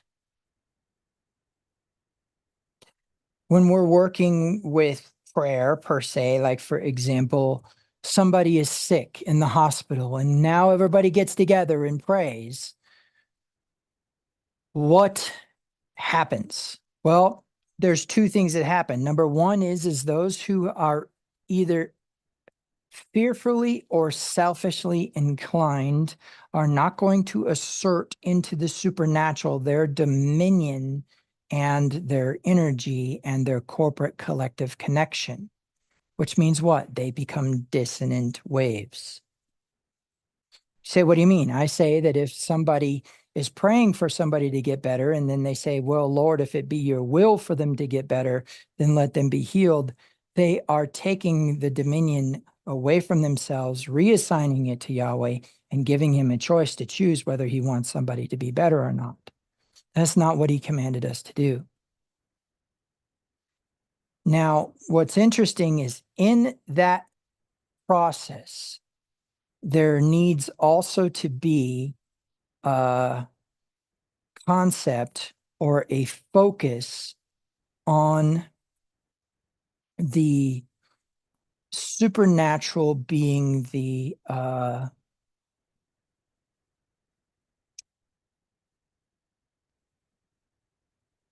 the supernatural being something other than what is actually occurring right now. The supernatural is probably one of the most misunderstood processes because for some reason it's been stuffed into that otherworldly dichomatic, right? Where we're going to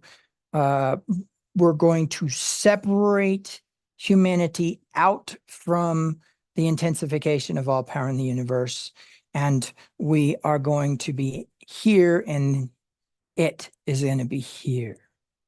And the truth is that that's far from the case, because the actual emanation of our existence comes from the inside out, not the outside in.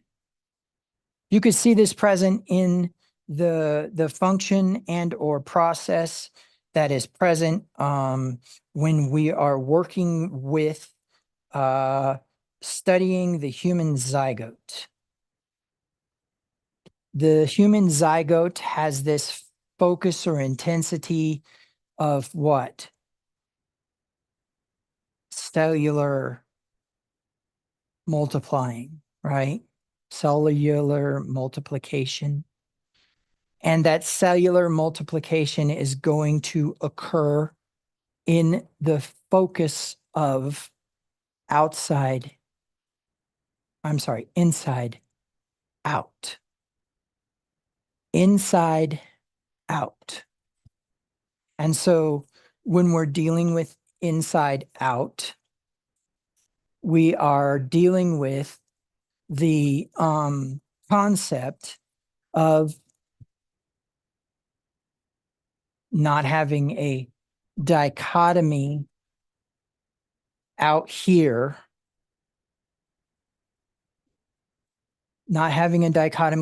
but instead having a interior outward emanation. When a tree grows, when you count the life of the tree, you look at the rings of the tree. Do we start in the center and say, oh, that's how old it is? No, we go to the outside, which is what the newest growth, and we count inward to see where it started. Everything comes from the inside out, not the outside in. So we're going, Lord, let this person be healed. When the truth is that the focus of prayer is actually coming from the inside out as an action of dominion upon the other forces and objects present in the universe. And the difference between us and them has to do with the authority and jurisdiction granted to us through the covenant made with Adam. A covenant which was not broken by his actions of consuming the fruit in the garden, but instead was an example of how covenant works. And it's simply this: covenant is not a contract.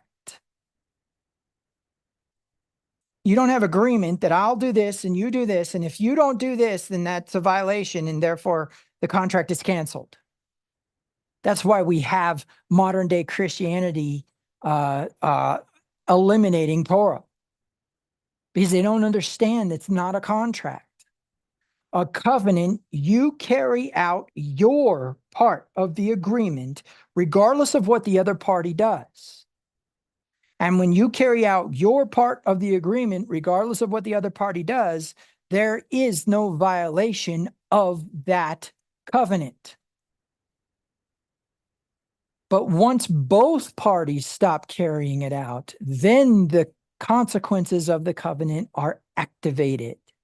Don't get me wrong, there's a reciprocation for behavior, and you need to understand that for some reason, trust has a very deep connection to the emotional dominion of humans. In other words, a breach of trust can bring about huge, monumental reactions from the universe.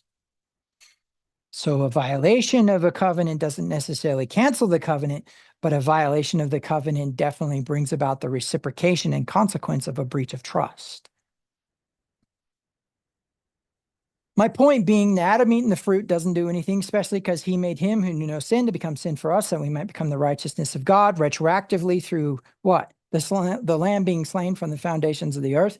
Adam had the access to the messianic promise of imputation, and therefore him eating the fruit was imputed upon Yeshua, and the righteousness of Yeshua's dominion as being someone who was in always tempted but did not sin, a sinless human being, was imputed upon Adam.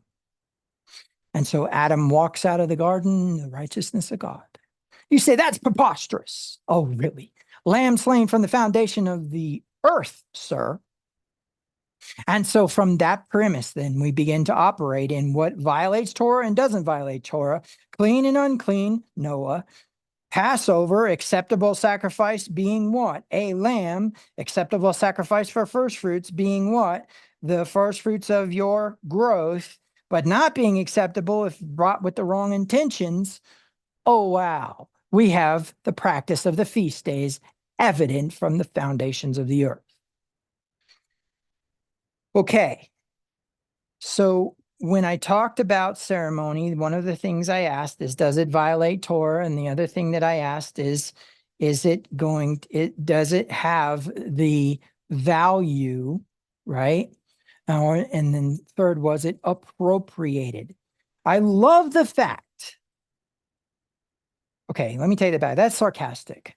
I can't stand the fact that people have the nerve to believe that a proper adherence and an honoring of the communication from the intensification of all power in the universe to Moses, and Yeshua repeats during the parable of Abraham's bosom and says they have Moses, so they don't believe that, then they probably won't believe anybody who's sent back from the dead.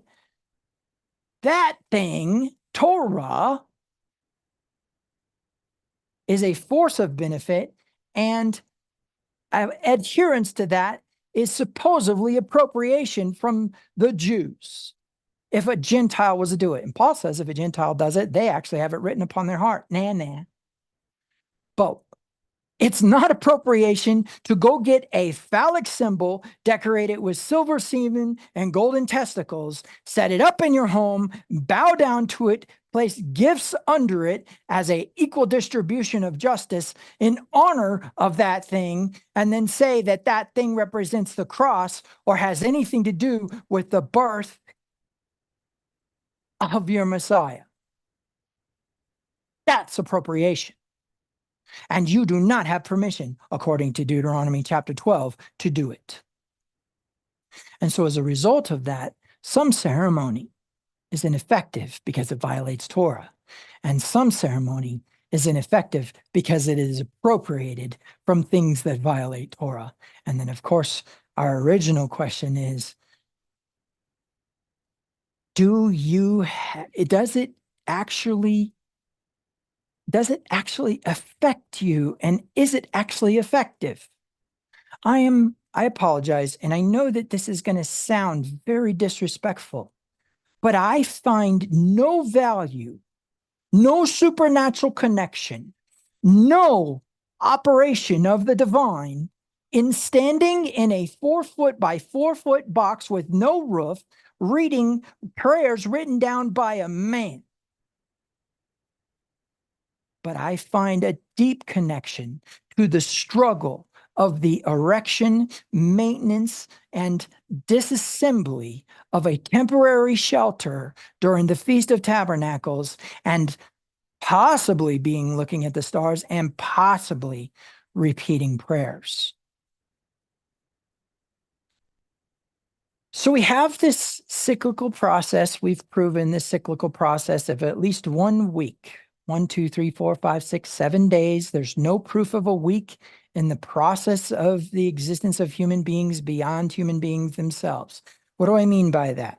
Well, unless you start to get into the National Institute of Health paperwork that starts talking about heptadian rhythms, which is plausible but not necessarily true, There's no proof on why a week exists. We talked about this last week about Babylon having their week and Rome having their week. And really, there's no proof whatsoever that we should actually be keeping the Sabbath on the Shabbat, except the word of a Jew. The Jew says, I give you my word that my ancestors told me that this is the day that he did this. This is the day that the manna didn't fall. And I can't explain to you how anti-Semitic it is that somebody would disbelieve that and try to assign it to the Venerable Day of the Sun, Treaty of Milan.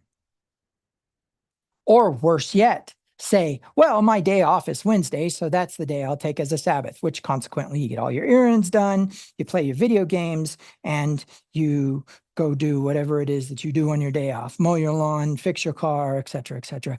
That has nothing to do with the intensification of all power in the universe and the fact that there's actually a meeting of the supernatural with the natural that occurs each of those 7 days, each of those 7 days. And here's the intrigue. While Yahweh, the one who is ing everything, remember, I am creating, I am enhancing, I am making out of something these things, right? Darkness, evil, shalom, light. I am forming, ing, present tense. We could attach a substantive to it, I was forming, right? We can attach a future to it, I will be forming, but it is still ing. I am inging, and that doesn't change. Then there is a plausible rest of the intensification of all power in the universe, which means what? There is a meeting place between the divine and the human on Saturday, beginning at sundown on Friday, or sundown the 6th day, all through the 7th day until sundown the 7th day. An actual intercourse, which we talked about in the first section of this cyclical process. So now we're dealing with this 1, 2, 3, 4, 5, 6, 7. We're not dealing with the 365. We're not dealing with the 28. We're not dealing with the signs that actually pop up here and there, what appears to be randomly. And we're not dealing with the feast days. We're dealing with just that single cyclical process, those 7 days. What are the instructions that the intensification of all power in the universe through Moses face to face gave to us that is ignored by Christianity, but that is revered by Judaism and is definitely, is minimally done by Judaism and is absolutely revered by the Messianic? And that is what? Shabbat. What is actually commanded? What is actually given? Well, we have what? We have avodim. Well, that could be slaves. That could be servants. Or, well, that could be work. I don't know. But it says don't do it, right? Don't do any servile work. Well, that's the concept or the premise of somebody who does not own their own business, but actually what? Works for somebody, or worse yet, is in debt to somebody and is working that off, or worse yet, is in prison and is working that off, or worse yet, unfortunately, at times, is actually a part of chattel property. And I'm just going to say this. It is not advocated by Torah. But it is definitely said that no one is supposed to be serving another in an indentured state on Shabbat. Well, here's the intrigue. Those other 6 days, that is allowed to happen. That is supposed to happen. Those actions are supposed to occur. You individuals who work for a wage, you are supposed to do it on those days. Sunday, Monday, Tuesday, Wednesday, Thursday, Friday, of the names of the gods. But anyways, day 1, day 2, day 3, day 4, day 5, day 6, you are supposed to be doing those things. Now, what's the other one? The mal'aka. Mal'aka is the action of agency. You are not to be practicing agency on Shabbat. What does that mean? You will not enter into business negotiations on behalf of corporations. You will not enter into spiritual negotiations on behalf of higher world entities. That's a no-no. And then what else does it say? It says to have the mikra, the holy gathering, the crying out, or the reading. It doesn't say what to read, but we know it's Torah. Why? From Acts chapter 15, verse 21, which is ignored by Christians, where it says that after they've gotten rid of the four things, right? Don't eat blood, don't eat things strangled, don't practice idolatry, etc., that we actually get to a concept or idea of looking into the deeper things of Torah. And they are to study in the synagogues Moses from ancient times. Acts chapter 15, verse 21. Ignored by Christians, but nonetheless, they're present and true, stating that that's where you're going to go find your wisdom. Not the Sunday morning pew on the venerated day of the sun, commanded by the Treaty of Milan, and then an authoritative process by which we eliminate Judaism, Torah, and anything Hebrew from our faith. Council of Nicaea. So the premise is that as we work through this, we need to foundationally accept that we read or we learn about or we speak about Torah on the Shabbat. Okay. So what else are you supposed to be doing? It doesn't say. But we do find Yeshua following a Talmudic practice of being allowed to walk a certain amount of steps, which consequently has been lost into interpretation, but is functionally 1,000 steps. You are allowed to go on a Sabbath walk. Why walk? Well, I don't know. Everywhere in Scripture, we see a symbol, don't we? And Noah walked with God, and Enoch walked with God, and he was not, for God took him. And David's sons walked with God like their father David. Walk, walk, walk, walk, walk, walk, walk. And all of a sudden on the Shabbat, we're walking. I wonder what day maybe that Yahweh showed up and said, Adam, where are you? Oh, I heard you walking in the garden. All right. So the premise then is that we can practice that. We see our Messiah practicing that, moving on the Shabbat and doing something interesting, midrashing with his disciples, discussing Torah, discussing the meanings of Torah, the soul of Torah. Remember, Hebrews chapter 4, verse 12, the word is alive, living and breathing. Torah is alive and has a soul. And so as a result of that, then what we have is a necessity to understand, to intimately connect with, and to gain greater understanding of that soul. So then, in the instinctual interest of my human existence throughout the foundations of time, we invariably connect to the truth and reality that there is supposed to be symbolism present on Shabbat, and that there are supposed to be objects present on Shabbat, and that we are supposed to assign weightiness to the intensification of all power in the universe on Shabbat. Now, let me tell you what weightiness is not. It is not acknowledgement. We don't sit here and say, well, I got to give God the credit. Give God the credit. Give God all the glory. No, that's not how it works. Sorry. That's so off. And let me tell you one of the reasons why it's off.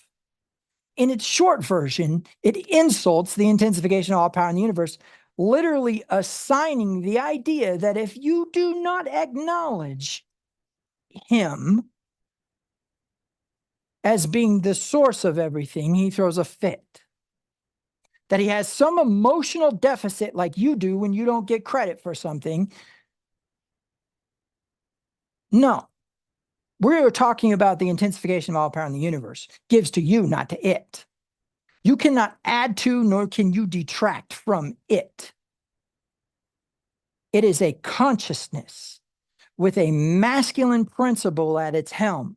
And that masculine principle on its helm does not get its feelings hurt, does not get bent out of shape, does not have the process and emotions of humans, but instead has energies that are merely benevolent and are not malevolent and are designed to bestow.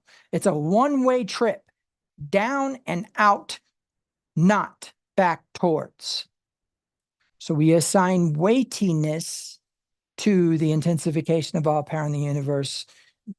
Then we probably needed to get into the quantum realm when we talk about those things. That's what the word glory means, weightiness, right? So when we're talking about worship, unfortunately, that's not waving your hands and listening to music and pretending like your emotional attachment to a specific song somehow connected you to the intensification of all power in the universe. The only reason that works is because of what I said about symbolism, what I said about allegory. One of my favorite Christian songs is Rooftops, and I can tell you every time I hear that song, I get in a certain state. But I'm also extremely aware of my dominion on this earth. And I don't get it twisted. And furthermore, the emotional attachment and the desire and the intense energy that went into relationship with God on the human level was severely distorted compared to what it is now. Because now I understand that that relationship has something to do with me. And I didn't know that. Because I had God out here, right? I was thinking that it's outside in existence, and it's actually inside out existence. Yeshua felt the energy flow out of him, not into him, when the woman with the issue of blood was healed. When we're working with this concept of ceremony,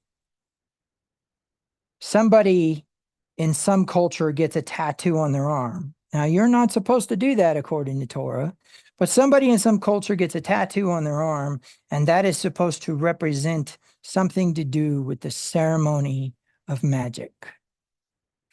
And they get that tattoo on their arm because they believe that somehow that affects the influence upon the universe on their behalf. And then that symbol on their arm has something to do with the rhythm that they play on the drum.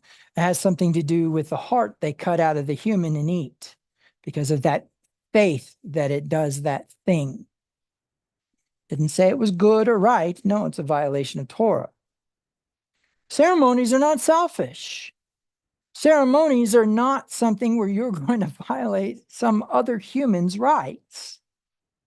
You're not going to consume their heart because they're your enemy and because you believe that you are going to become even more connected with the universe.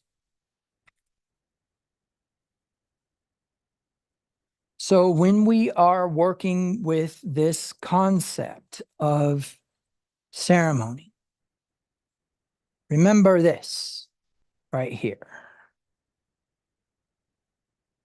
This right here is very important. This has to do with intercourse. This has to do with the interconnection between the divine and the human, between the animal and the emanation of the creator, between the instincts and the higher consciousness, higher thought, higher will and imagination, right? We have this concept where Yahweh brings the animals to Adam to name them, which consequently is an act of agency, which consequently would not be practiced on Shabbat. But the premise is that he is naming these animals, and in one place it says that is what they became, and in another place it says that's what their name was called, which consequently is the same root word as the word for meeting, the holy convocation. Let me show you what I'm talking. Okay, let me show you what I'm talking. Okay, so basically when we are working with this thought process, we need to better align ourselves with the functional truth of the Torah. So we know that we are being given a commandment for the Mikra. Let's take a look. 6 days you shall work, or for 6 days work may be done, but on the seventh day there is a Sabbath of complete rest, a holy convocation. You shall not do any work. It is a Sabbath to Yahweh in all your dwellings. Okay. Now, in the Hebrew, it says that you are to have a Mikra Kodesh, a Mikra Kodesh. Convocation, convoking, a reading, a calling together from the root word kara. The root word kara, to call out, to recite, to read, to cry out, to proclaim. So we'll just go ahead and screenshot that real quick because we're going to have to bring it up here in a minute. And then we're going to go back into Genesis and we're going to go specifically into Genesis chapter 2. And specifically, we're going to go into Genesis chapter 2, verse 18.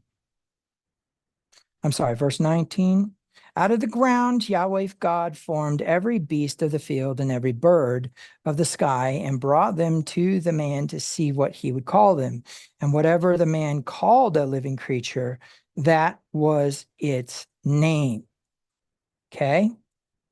So then in the Hebrew, we have some very important things. The first one is that, let's see, let's try forward in line and see if we get it out of that. Every bird and of the field, whatever them he would call. And there's our word right there, call. That's right. The same Hebrew word. Okay. So in context, then we should be able to pull up and see, there's our screenshot, right? And so you see the Kof Resh Aleph is our Hebrew word for holy convocation, but also our Hebrew word for calling something as it exists, right? So then let's see, let's do this. Let's go into verse 19 again. Let's pull up the concept of calling. Let's pull that number. Let's go into our ancient Hebrew lexicon of the Bible. We'll pull up the search, put in our number, remove the H because there's no G's, and we will pull up our word. And in this case, it's selected, individuals called out for a specific purpose, right? Selected. But let's go back to our parent root for a minute. Our parent root is kar, which means to what? Meet or call, right? But specifically is the word cold. Oh, here we go. See, and this is the part that's really amazing. Here we have this concept of a concrete word of cold. But just like the word for unclean, we don't actually have a drawing of a dirty person, but we have the drawing of a container of water, which is how you become clean.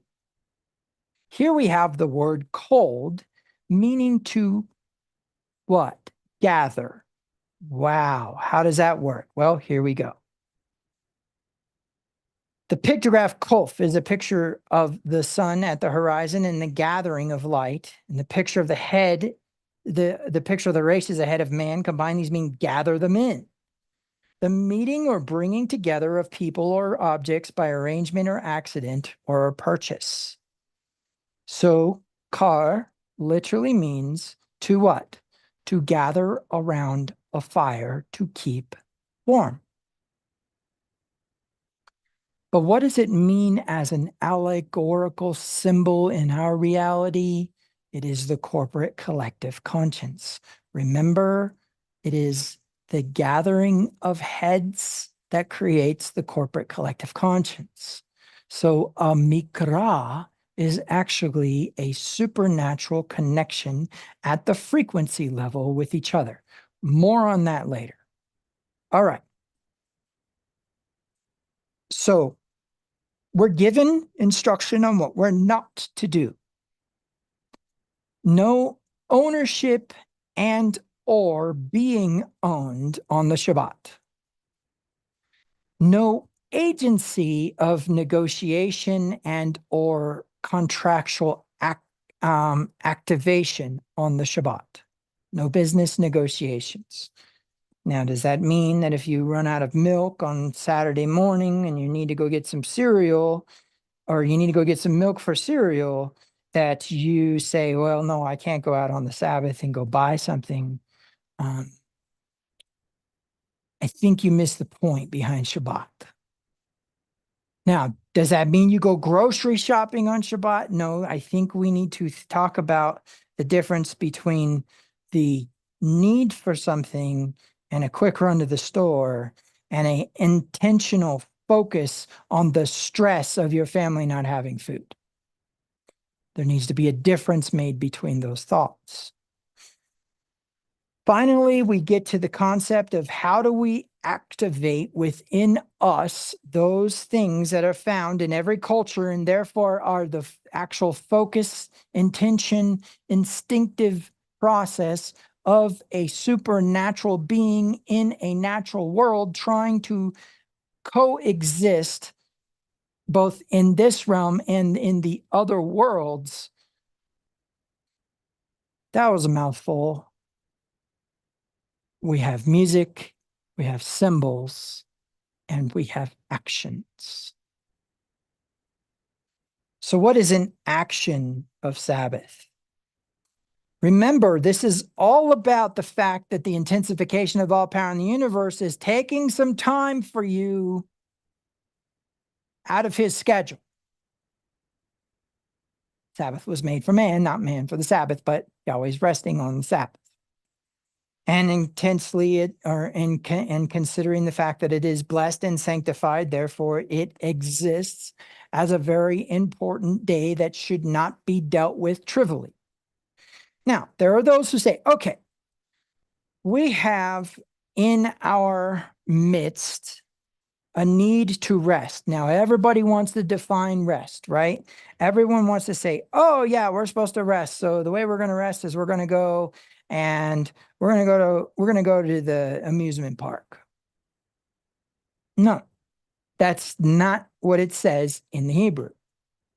It says you are to gather, which you're doing right now, by the way, if you're watching this. You are to specifically call out or read out loud, and it needs to be kadosh. Well, let's talk a minute about kadosh. Recall that I have shown you in the past that the word kadosh means an intensifying and a polarizing of energy from the and a pressure of that energy. So we have an intensifying, polarizing, and then a moving of that energy. You say, wait a minute, I thought it meant set apart. Well, yes, but not how you would think. It is actually forced apart, pushed apart by circumstance, caused to be very, very, very different from all of this over here, but forced through the circumstance of separation. And so the premise is that if you say that an object is sacred or that it is holy, then it is something that you only use during ceremony. And if it's something you only use during ceremony, you don't use it the rest of the week. And there's something you use during the rest of the week, then you should probably avoid using it on Shabbat. So you assign certain actions to the Shabbat. Now, for you parents out there who are raising your children and you have decided that the best thing to do is just to let your kids do whatever they want on Shabbat, the Torah says to raise them up in the way that they should go, Now we know what Torah expects us adults to do, and therefore we have a specific responsibility to decide what those children should be doing on Shabbat. And I can tell you, sending them out to play is what you do every day after they get home from school, or on the days when they have off from school, is not Shabbat. Now there's no condemnation there. People have to figure out the Sabbath for themselves. But until a bar mitzvah, that does not occur on the part of a child. Now, after a bar mitzvah, what is a child permitted to do? Stand up in the congregation after a Torah section has been read and the midrash has begun and give their position on Torah.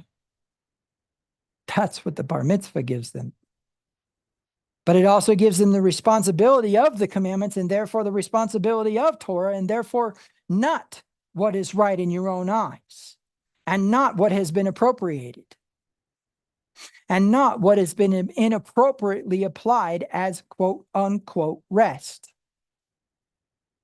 If I showed you the definition of Shabbat, you would find that what it says is to cease. Shabbat means to cease, to stop. So when we are working with a working model of the Sabbath, and we have the idea that it was made for us and not us for it, but for some reason we're not allowed to just do whatever we want, but if there's specific things that we are supposed to do and not do, then I would say that if it was made for you and you don't practice the things that you're supposed to on it, and you do the things you are not supposed to on it because you think you got it all figured out, I got news for you. You are not activating that force of benefit in your life, and the Sabbath, the Shabbat will take itself on a different day. It will sit you down and you will do nothing because you will be too sick to move or incapacitated as a result of an injury or some other thing that will cause you to cease. And until you cease, you will continue to experience that reciprocation. I highly advise you not to do the things that you think you're supposed to do on the weekend to get accomplished because it's your day off and it's the only time you get to do it. You want to play that game on Sunday, you go right ahead because most employers are not going to have you work on that day anyways. But this is not the day to get your chores done. This is not the day to be activating all of the personal things that you want to do. In fact, it says to restrain your foot from those things. Now, why am I bringing this up? Because there's a symbolism that we've been given, and there's a symbolism that you're attaching to it. And I can tell you, if you're appropriating, you need to look back to Deuteronomy chapter 12. There is a way in which we are supposed to do these things in a way in which we are not, and it all has to do with the force of benefit for you. So then when we look at these things, we look at the mikra, we look at the avodah and the malakah having a negation particle next to them, you shall not, and you have the mikra, you shall. We know that we're also supposed to remember it, which means it has to have some sort of memory context process.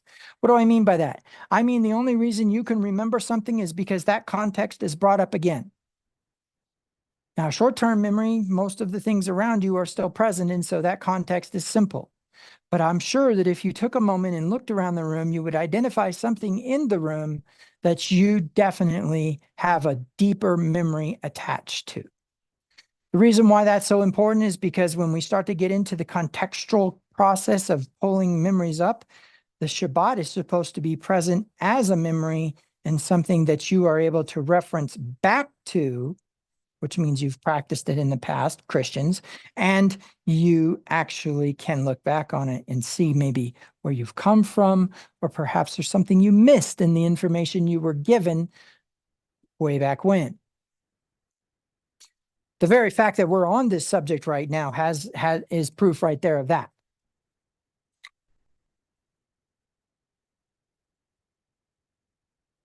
So ceremony. What is its purpose? Every single last culture has in its history a desire and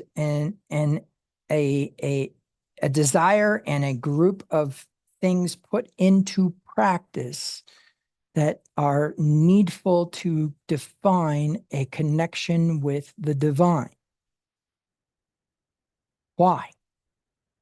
Who cares? If I'm an atheist, why do I care that my ancestors burned incense to some god? Because they did. They believed that somehow they were connecting with something else.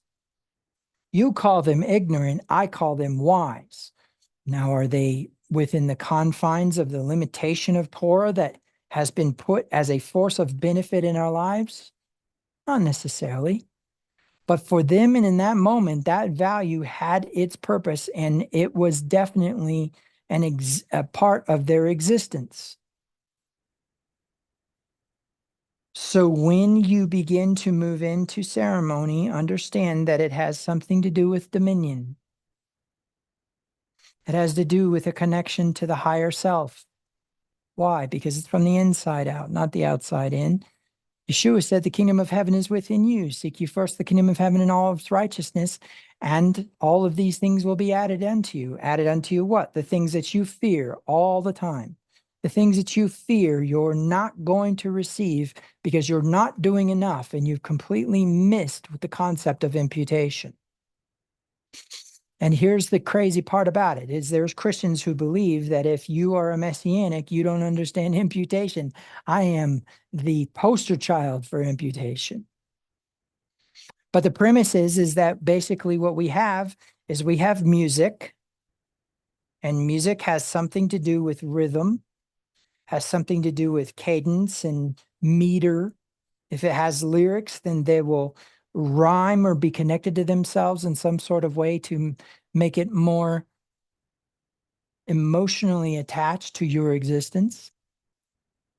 There's a repetition of the course. Repetition has to do with hypnosis, has to do with the communication with the subconscious mind when the conscious mind checks out. And then we have the concept of there being some sort of symbol, something special that represents the allegory behind the action in the first place.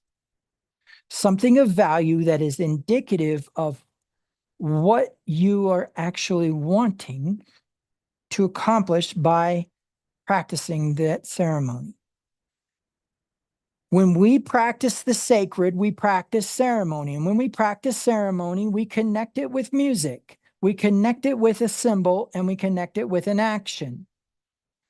Now, in the practice of Christianity, we have creed versus in Judaism where we have deed. A rabbi was aptly kind to point that out, was aptly intentional in pointing it out. That Christians believe, but we do. Now, me being a Messianic, Torah observant, whole Bible believer, Hebrew roots practitioner extraordinaire, have both. I have creed and deed. What's my creed? I believe that we are an emanation of the intensification of all power in the universe, and therefore we are Elohim. And as Elohim, we have a responsibility to the creation and its process, and we ourselves are creators. I can prove all that. But what I can also prove is that ceremony plays a role in this in the symbolic process of appointed times. For example, why do we have a turkey on Thanksgiving? It's probably one of the grossest tasting animals in the universe.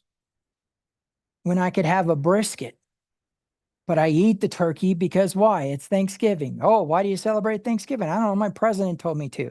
Why do you honor your president? Well, because it says do the things that are honorable to the law and to the kings of the land, unless it violates Torah and unless it violates what? The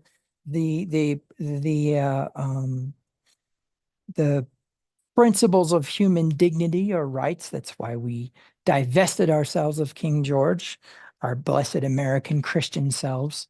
And then we have that concept or that idea that there's something metaphorical present. Not sure what's metaphorically present in a turkey, but the premise is that on Thanksgiving, the day itself, metaphorically is everybody's supposed to get along. Where did that concept come from? The proclamation itself that says, hey, whether you're down in the South being jerks, which, by the way, we're going to win, just so you know, he put that in there. You're down in the South being jerks. I want you to take that bounty that you had in your harvest and give and give thanks to where thanks is due. Which brings us to our final element of ceremony, which is gratefulness. That concept of gratefulness is not in the words that we say, but in the way in which we consume. If we consume in an abundance, demonstrating that we enjoy it and not just picking at it a little bit and saying, that's okay, right? When we consume in abundance, we show gratefulness. When we consume in scarcity, we show that we're not grateful. Gratefulness has to do with taste, doesn't it? So when we give thanks, it has something to do with pleasure. So part of ceremony is experiencing pleasure. Don't get weird on me. But the premise is that you are supposed to be joyful. Where's proof in that? Nehemiah chapter 8.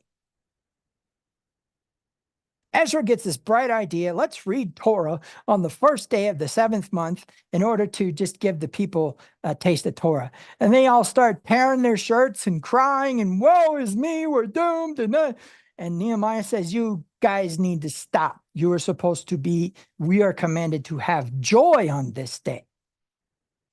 So there is an element of positive energy built into ceremony. Now, I can tell you that's not always the case. And if you think for a second that the workers of darkness don't have an effective and also provable, viable, tangible result from their ceremonies, you are seriously wrong. And they're tapping into the same energies that are present in the universe that you can, but with the wrong reasons. Creating curses and spells and other actions of darkness, of malevolence that have nothing to do with the intensification of all power in the universe and are a manipulation of those energies. And here you are sitting in the pew on Sunday saying a prayer that's not effective because of the way you treat your wife or because you have violated the Shabbat. Because it does say that your prayers will be hindered if you do not do these things. And you harden your heart against my commandments. That's what it says in Deuteronomy 28. Your request to God will be unheard.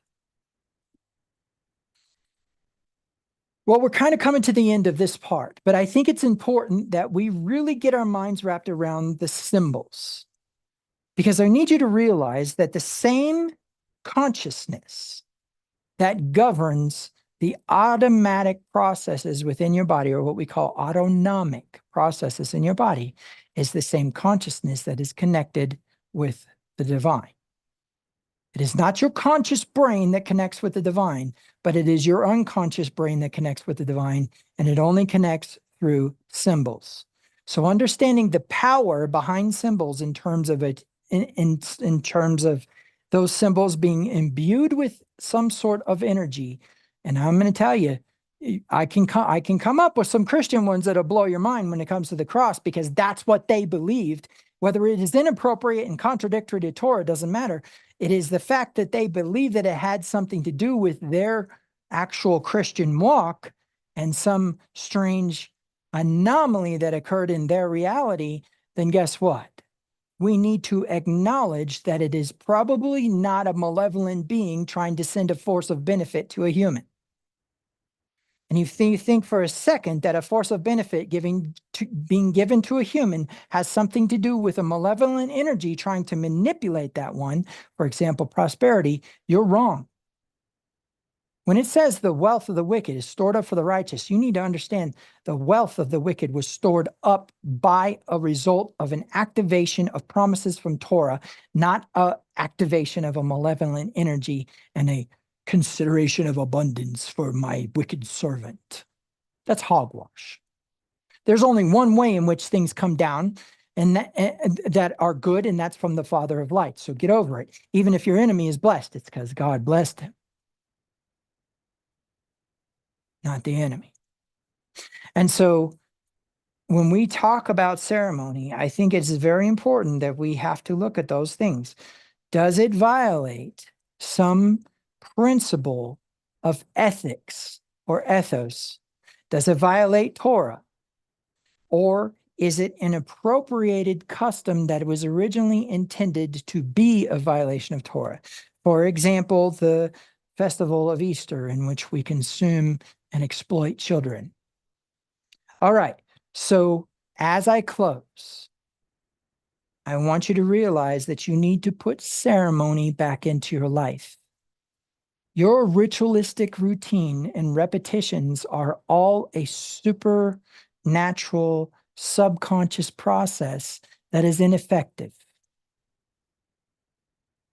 Go to church on Sunday, announcements, song service, or maybe song service and a little bit of announcements, and then more song service, then prayer, then a message, then potluck every single day for the rest of your life on Sunday. I promise you, you are not going to move any further than you are now, and you're probably going to regress, because eventually that repetition will start to speak to the subconscious mind and not the conscious mind, and the subconscious mind will register it as ineffective, and you will become resentful, bitter, and indifferent to the process, which means your ceremonies need to contain new things. Every Shabbat should have a new thing. Every Shabbat should still have those things, those repetitions of process, no working, no negotiating, etc., and the holy convocation, but also those need to contain our built-in instinctual processes of symbolism, and our built-in instinctual processes of music, and our built-in instinctual processes of action. You say, how can I rest on Shabbat and action on the Shabbat? Isn't that interesting? Isn't that interesting? Why in the world were the Pharisees able to catch the disciples pulling wheat off of the field and eating it and accusing them of harvesting on the Shabbat? Why aren't they in synagogue? Why aren't the Pharisees in synagogue? What are they doing in the field? What are they doing near the disciples? You see, there is definitely a mikra. You could see Yeshua go in, as was his custom, Luke chapter 4, verse 16, as was his custom, as was his practice, the practice going into the synagogue. In one place, we see Torah being read. In one place, we see Midrash occurring. In one place, we see the reading of the Haftarah. All commanded in the Talmud, being practiced by our Messiah. And then we see him in the fields, on the Mount of Olives, in the Garden of Gethsemane. We see him out and about on the Shabbat. But why were the Pharisees there? Because Shabbat, the ceremonial corporate collective process was finished. And when I turn off this broadcast, the corporate collective process is finished. And we go into our personal Shabbat, in which then you can take what is not present right now and put it into play. Ceremony. What does the rest of your Shabbat contain? Does it contain music? Does it contain symbolism? Does it contain objects imbued with energy in order to facilitate your ceremony? Does it contain objects that have the same frequency as your intention? Oh boy, I shouldn't have mentioned that yet. Does it have within it an action?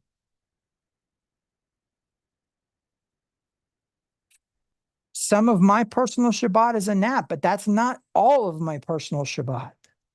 It contains music. You would love what I played this morning on my keyboard. It contains objects that are imbued with energy, frequencies, etc. It contains my ceremony, my personal Shabbat contains those elements of action, of music, and of symbolism. I communicate neurolinguistically through my symbols. And I correspond with the intensification of all power in the universe and his emanations through symbols. I've done things like take a piece of electrical tape and explain all the metaphorical elements of the universe through it. We've been sitting at the dinner table before the sunset on Saturday night and had a chicken nugget and talk about all the philosophical elements of the chicken nugget that pertain to the intensification of all power in the universe. Okay, maybe it was a chicken nugget, but I remember it being some sort of piece of food. We have talked about water. We've talked about the empty cup. We've talked about the full cup. We've talked about flowers and bees, and we've talked about trees and birds. But the premise is that when it's said and done, we continue our ceremony after the Mikra. We zakar through the symbols that we already know. My mother, who is very, very, very, very apt to light the candles on Shabbat to sanctify or to set apart the week from the Sabbath, like is what's commanded in Talmud, watches those candles burns out and has some sort of metaphorical or allegorical discussion about it every time. Oh, look, that wax looks like an angel. Symbolism and attaching value to that symbolism. Should it be appropriated? No. Should it violate people's rights? No. Should it violate Torah? No. If we come into that symbolism with some sort of openness to entrainment, then we will be further connected into our intention behind the ceremony in the first place. Okay? So, having said all that, I think that there's much that you can learn from just trying to do it, from creating your own ceremony and not being afraid of the pulpit. Don't be afraid of what Pastor Joe is going to say. Just do it. Because I can promise you that you're not going to stumble upon something you're not supposed to be involved with without giving definite consent to that malevolent entity. So it's very important for you to understand that you're allowed to explore the Torah further than what it is in front of you on its face. You're allowed to explore the depths of the intercourse between the divine and the mortality and immortality. And just so you know, as you do those actions with those symbols and that music, you are not necessarily worshiping or praising, but that you are aligning with things that you may or may not understand. But I'm going to take it a step further and say that you are activating things that you don't, that are supposed to be a benefit in your life. So go with your instincts and don't be afraid to go with your instincts. Sometimes it's better to explore and find out what you shouldn't be doing than to not have in your life the thing that you should be doing because you are too afraid to explore it. Shabbat Shalom.